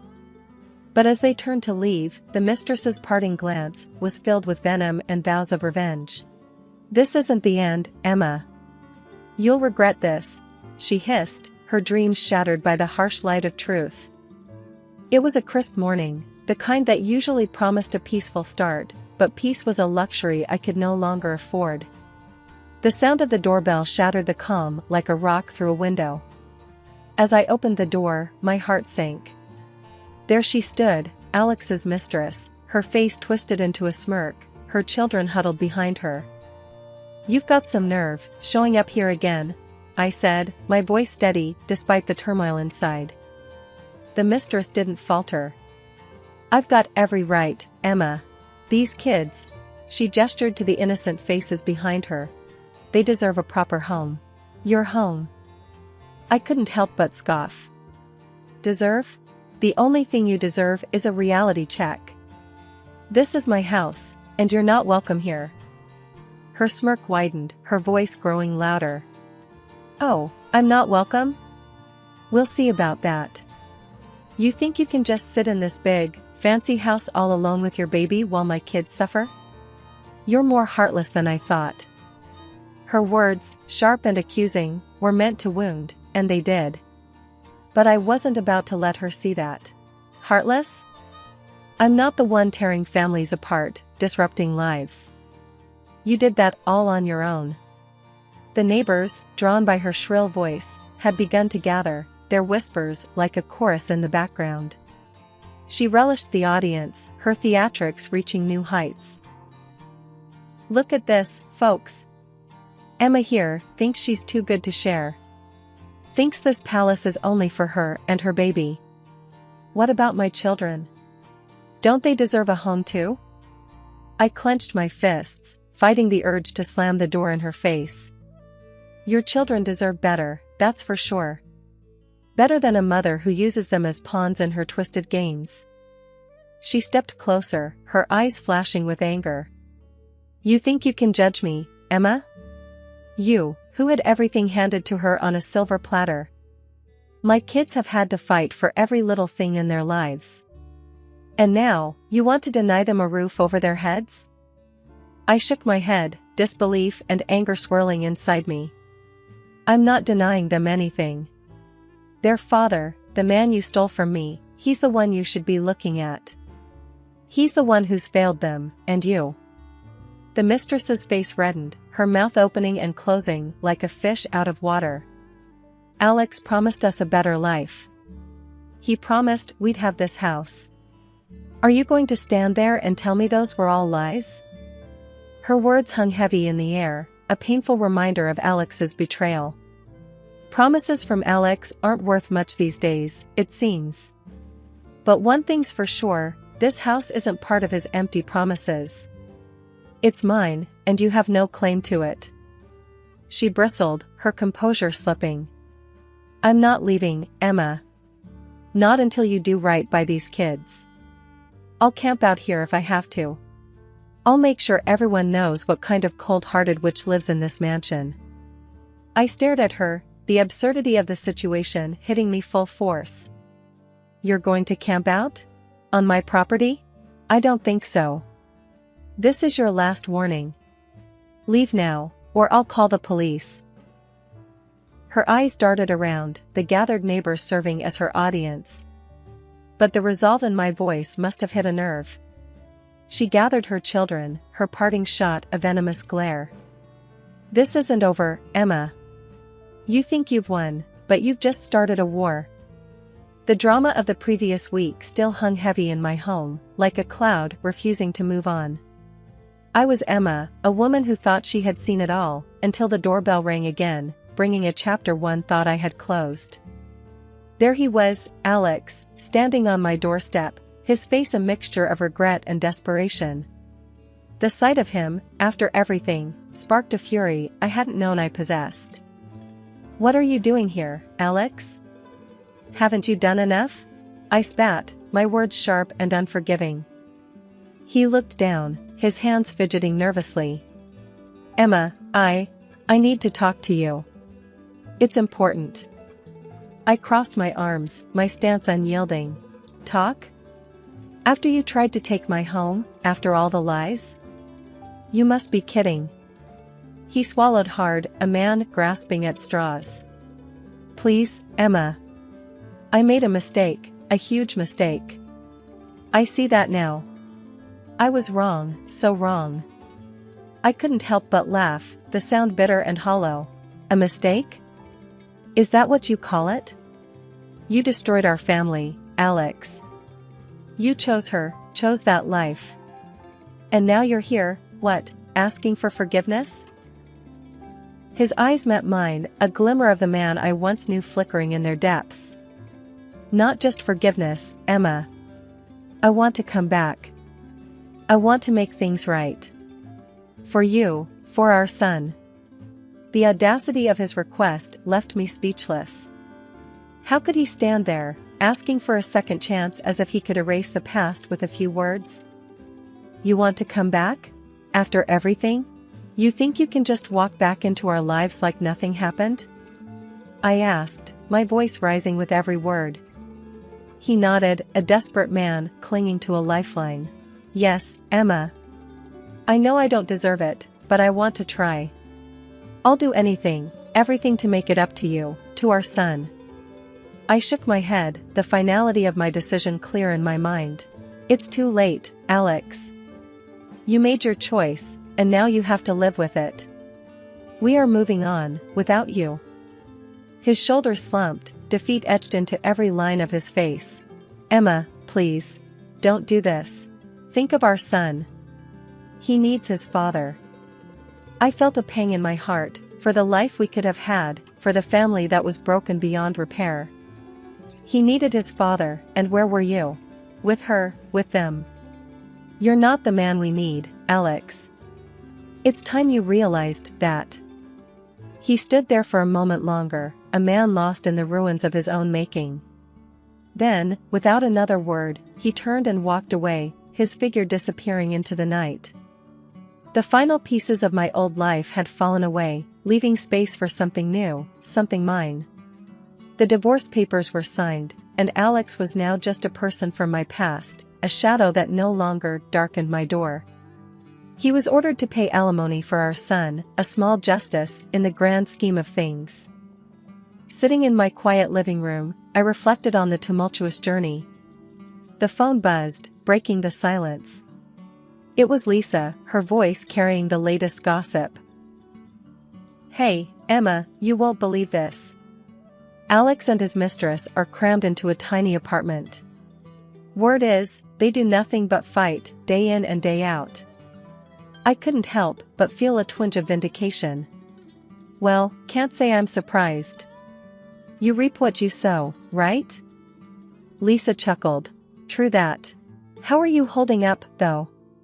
All this must be tough. I took a sip of my tea, its warmth comforting. It's been a ride, Lisa. But, I'm getting there. Each day feels a bit lighter, a bit more mine. You're the strongest person I know, Emma. And hey, if you need anything, I'm just a call away, alright? Her words were a balm, soothing the lingering sting of the past. Thanks, Lisa. I really appreciate it. The conversation drifted to lighter topics, the normalcy a welcome change. After hanging up, I gazed around the room. This was my space, my sanctuary. The battles fought within these walls had left scars, but they were healing, turning into stories of strength and resilience. I picked up my camera, an old friend I had neglected. The weight of it in my hands felt right. I snapped a few pictures of the room, of my son's toys, of the life that was slowly piecing itself back together. Each click of the shutter was a declaration, a statement that while the past was a part of me, it didn't define me. As I put my son to bed that night, his tiny hand clutching my finger, I whispered promises of a future bright and unburdened. Outside, the stars twinkled, a vast canvas of possibilities stretching out before us. Alex and his mistress were just a chapter closed, a lesson learned. Our story, the one that truly mattered, was just beginning, and it was going to be a beautiful one. In the quiet of our home, the memories of Amy, our only daughter, echoed off the walls. She was always more firecracker than flower, pushing boundaries and testing limits. As a dentist, I've seen my share of pain, but nothing quite compares to the ache of a child pulling away. My husband, John, a seasoned cop, always had a way of smoothing things over, but even he was at a loss when Amy packed up and left with that rock musician, her teenage rebellion reaching its peak. "John, how did we get here?" I asked one evening, staring at the empty chair Amy once occupied at our dinner table. One day she's sneaking out to concerts, the next, she's gone without a trace. John sighed, his eyes heavy with the same unsaid questions. "She's always been wild, Martha. Like a storm, you can't predict or tame it. But she's still our girl." But as days turned into months, with nothing but silence from Amy, the weight of her absence grew heavier. It wasn't until a photograph landed in our mailbox that we saw her again, not in person, but in a wedding picture, looking defiantly happy next to a man with a guitar and tattoos. No invitation, no call, just a snapshot of the life she chose over us. I remember my hands shaking as I held the photo, the hurt a tangible thing between us. "Look at her, John." Not even a note, just this picture. "She's made her choice, hasn't she?" John, ever the rock, tried to calm the storm brewing in me. "Maybe she's trying to reach out in her own way, Martha. It's a start, right?"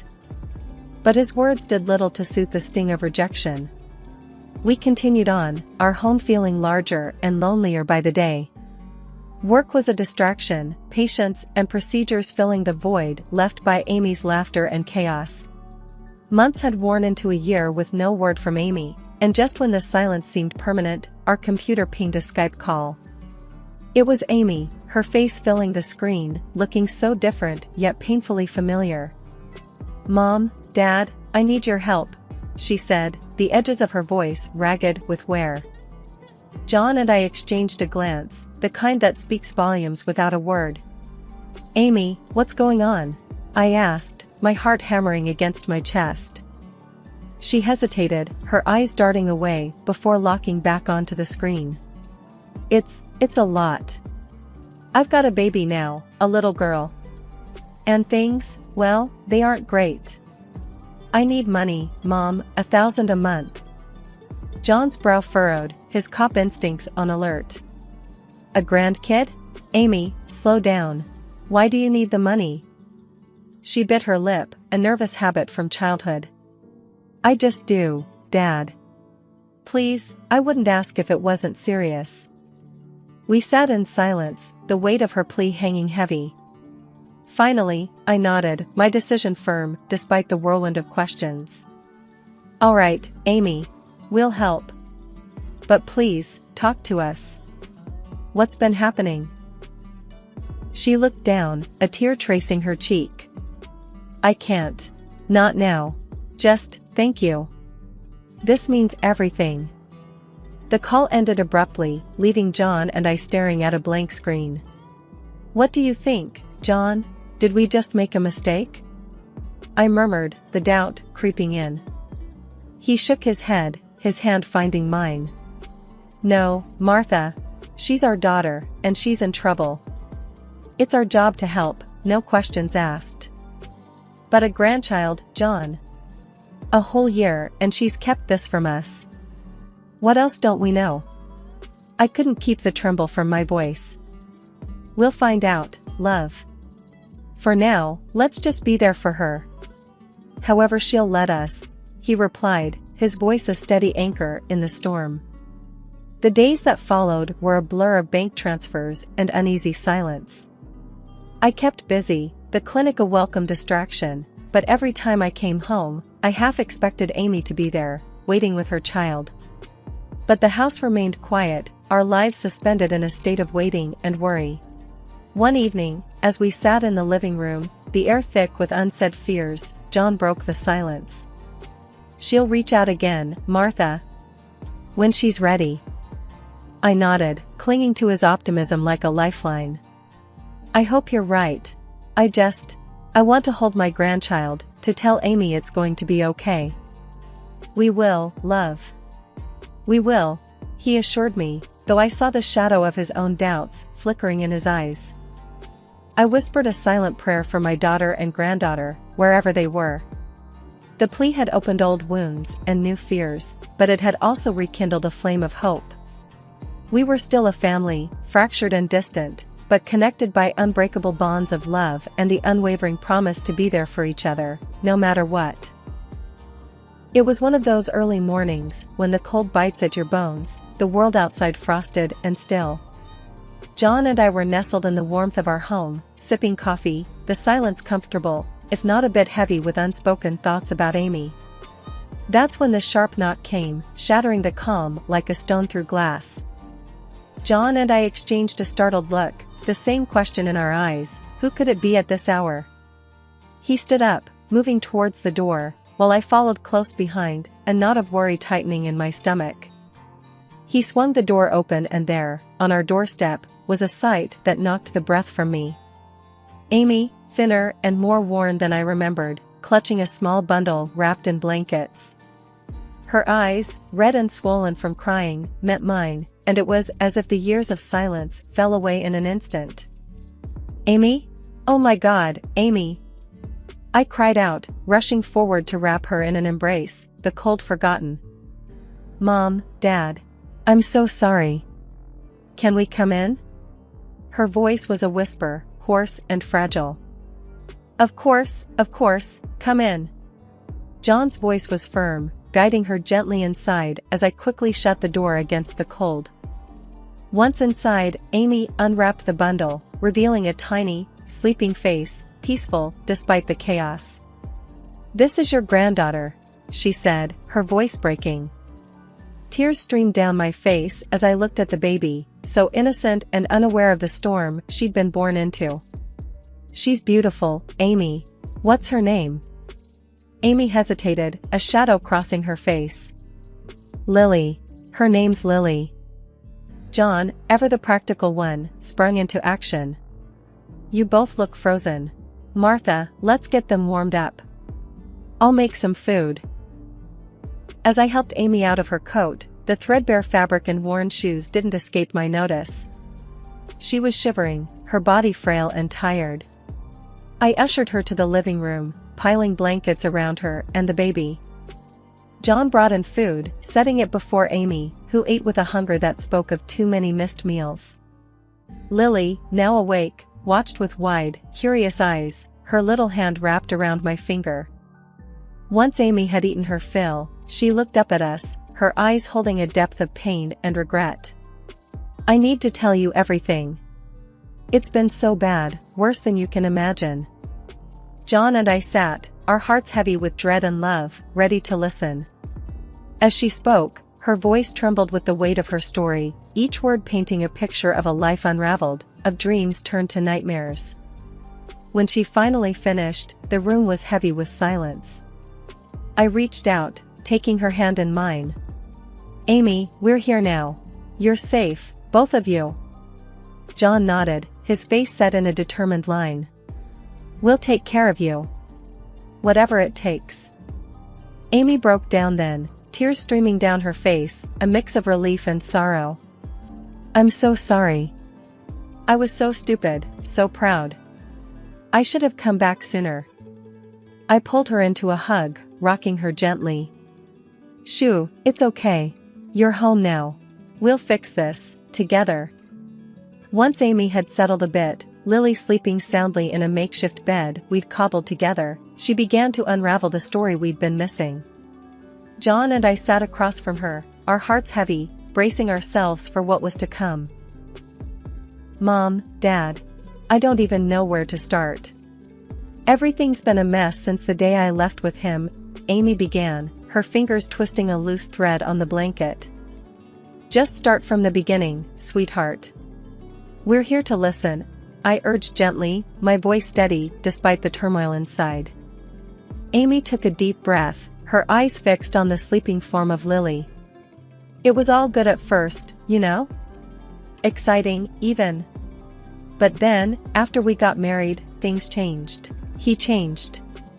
The music gigs dried up, and he started drinking, a lot. And then..." Her voice trailed off, a shiver running through her. John leaned forward, his face a mask of concern. "And then what, Amy?" She looked up, tears glistening in her eyes. "Then he started getting angry, at everything. At me. It wasn't long before he started hitting me." A sharp gasp escaped my lips, my hand flying to my mouth. John's jaw clenched, his hands forming fists on his knees. "That bastard," he muttered under his breath. Amy continued, the words pouring out now, a floodgate opened. "I thought I could handle it, that I could make it stop. But then I got pregnant with Lily, and everything got worse. He didn't work, just drank and yelled and more. I was scared, all the time." The room felt impossibly heavy, each word a weight added to our already burdened hearts. "Why didn't you come to us, Amy? Why didn't you tell us?" I asked, my voice a mix of pain and frustration. "I was ashamed, Mom. Ashamed and scared. I thought I'd made my bed and had to lie in it. But when Lily was born, I realized I couldn't let her grow up in that. That's when I called you for the money. It was the only way I could think of to keep us afloat." John stood abruptly, pacing the room. "And his parents? What role did they play in all this?" Amy's lips quivered as she spoke. "They were just as bad, in their own way. His mom, she would make me do all the housework, watch every penny. If I did anything wrong, she'd take it out on me, on Lily. They all would." I reached across, taking her hand in mine. "You're safe now, Amy. You and Lily. We'll take care of you." Amy nodded, a frail smile on her lips. "I know, Mom. That's why I came here. I knew if anyone would help us, it would be you." John nodded, his face set in a grim line. "Tell us how you managed it, Amy. We need to know everything to protect you." She took a deep breath, her hands wrapped tightly around her coffee mug. "It wasn't easy. I had to wait for the right moment. His parents were out, and he was passed out drunk, like usual. I grabbed Lily, some clothes, and whatever cash I could find. I didn't even have a car seat, just wrapped her in blankets and ran." I shuddered, imagining my daughter and granddaughter in such peril. "Oh, Amy, that's so dangerous. But you're here now, that's what matters," she continued, her eyes distant as she recounted the escape. "I hitched a ride to the nearest bus station. People must have seen the desperation in my eyes, no one asked too many questions. Each mile away from that house felt like a tiny victory." John's hand found mine under the table, a silent message of solidarity. "And no one followed you? You were sure you weren't followed?" Amy shook her head. "I was careful, Dad. I know you taught me to be observant. I made sure we weren't followed. I just couldn't stay there a moment longer, not with Lily." I stood up, moving to the stove to busy myself with making more coffee, the actions mundane but necessary to keep the tremors at bay. "You're brave, Amy. So brave. We'll make sure you never have to go back there." The day passed in a flurry of activity, securing the house, making appointments with lawyers and therapists, anything and everything to ensure Amy and Lily's safety and well-being. John was on the phone most of the day, his voice a low rumble of barely contained fury and action. As night fell, Amy sat on the living room floor, Lily crawling around her, a scene so normal yet charged with the undercurrents of their recent ordeal. "I can't thank you enough, both of you. I feel like I'm finally breathing again." John looked up from his paperwork, his gaze softening. "You're our daughter, Amy. There's nothing we wouldn't do for you and Lily." I sat down beside her, the carpet soft beneath me. "We meant it when we said forever, Amy. Forever means through the hard times too." She leaned against me, her body weary but her spirit flickering with the start of something new, hope, perhaps, or the beginning of healing. "I know, Mom. I know." As we settled in for the night, the house felt different, as if the very walls were bracing to protect its inhabitants. Amy and Lily slept in the guest room, their breaths soft and even in the quiet. John and I lay in bed, our hands clasped between us, a silent vow to face whatever came next together. The escape to safety was just the beginning, but as I drifted off to sleep, I knew we were ready for it. Ready to fight, to protect, and to heal. Our family, once broken, was mending, one day, one moment at a time. With resolve hardening in our hearts, John and I drove to the address Amy had tearfully provided. The house loomed ahead, shabby and forlorn, a stark contrast to the warm, loving home we had left. "Ready?" John asked, his voice a low rumble of contained anger. I nodded, bracing myself for what was to come. We walked up to the decrepit door and knocked firmly.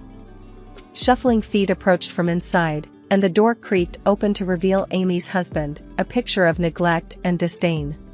"We need to see Amy and the baby," John demanded, his gaze steely. The husband, with a dismissive snort, replied, "They're sleeping." "What do you want at this hour?" The blatant lie made my blood boil. "Sleeping? Don't play dumb. Amy's been with us since yesterday. She told us everything," I snapped, my voice sharp with fury. Behind him, his parents appeared, their expressions sour and defensive. "What's all this about?" "Our daughter-in-law is fine, just sleeping off her tantrums," the mother sneered, a vile attempt at nonchalance. John stepped closer, his presence imposing. "You think we're fools? Amy's safe from your abuse now. She's at our house, and she's told us everything." The trio exchanged nervous glances, the facade crumbling. "You can't prove anything," the father blustered, trying to regain some ground. Without a word, John reached into his coat and flashed his police badge. The effect was immediate. Their faces drained of color, their previous arrogance replaced by fear. "We're just a family trying to get by," the mother whimpered, her bravado gone. John's voice was cold, the anger controlled but palpable. "A family that preys on its weakest members? I don't think so. You'll be hearing from us, and from the authorities." We turned and left them there, standing in their doorway, the reality of their situation sinking in. As we drove away, The weight of what we had started hung heavy in the air. Amy, holding Lily close, met us as we walked in. Her eyes, filled with a mix of hope and fear, searched ours for answers.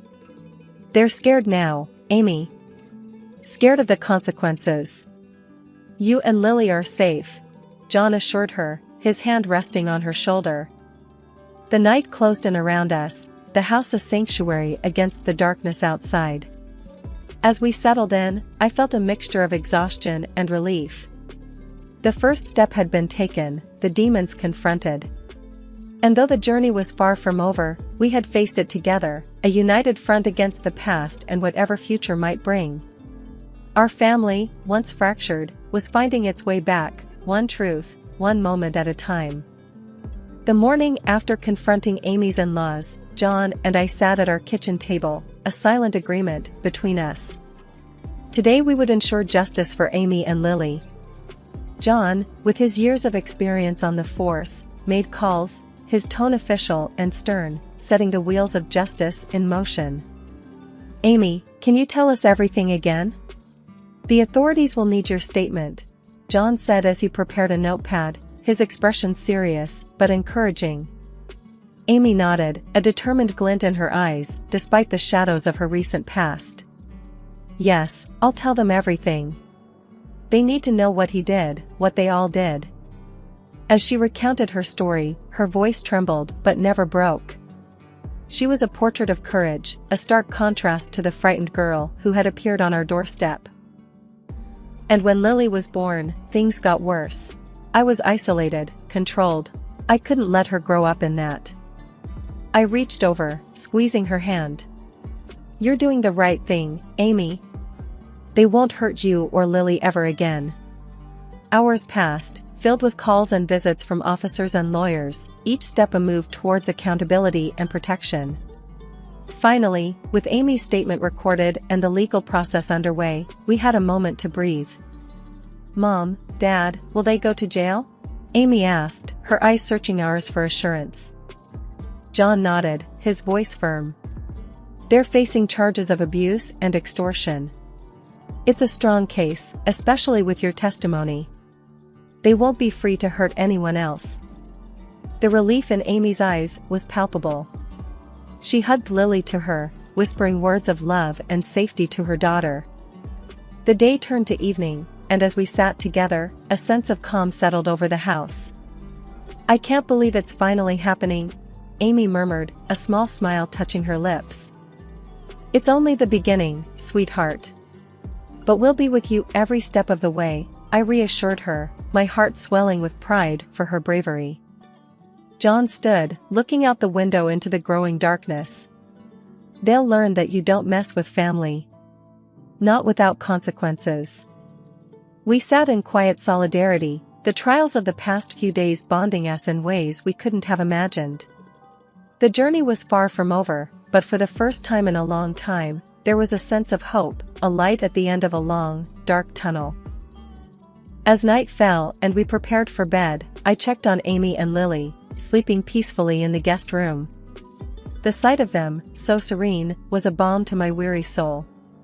We had faced the demons, and though the scars remained, we were healing, moving forward together. As the days turned into weeks, the dark cloud that had loomed over our family started to dissipate. Amy, now officially divorced and free from the man and the in-laws who had caused her so much pain, was finding her footing again. The legal proceedings had seen her husband and his parents imprisoned for their violence and extortion, a fitting end to their reign of terror. During breakfast one morning, as we all sat together, the atmosphere was lighter, almost buoyant. "You know, I've been thinking," I began, watching Lily attempt to spoon-feed herself, "how far we've come. It's like we've stepped into the light after such a long time in the dark." Amy, with a newfound strength in her eyes, smiled. "Yeah, Mom. It's like I'm finally waking up. The divorce, the trial, it's all behind me now. I can actually look forward to the days ahead." John, always the backbone of our family, nodded in agreement. "That's right. We're all moving forward now, stronger and wiser." Lily's giggles punctuated our conversation, a reminder of the innocence and joy that had returned to our home. As the day unfolded, Amy and I found ourselves in the garden, planting new flowers, a symbolic gesture of our new beginnings. "Mom, can you believe how much Lily's grown?" Amy remarked, her hands deep in the earth. I smiled, handing her a seedling. "She's going to be as strong and beautiful as her mother, and as resilient as her grandma, too." As evening approached, John joined us outside, wrapping an arm around my shoulder. "Look at our little family, Martha. This is what life's all about." I leaned into him, my heart full of gratitude. "Yes, it is. A new beginning, a fresh start for all of us." Dinner was a lively affair, with Amy sharing her plans for the future, her voice tinged with excitement. "I'm thinking of going back to school, maybe even starting my own business. I want Lily to have a life filled with possibilities." John raised his glass, his eyes shining with pride. "To new beginnings, to family, and to justice. May we always find strength in each other." We toasted to our future, the sound of our glasses clinking a sweet symphony of hope and determination.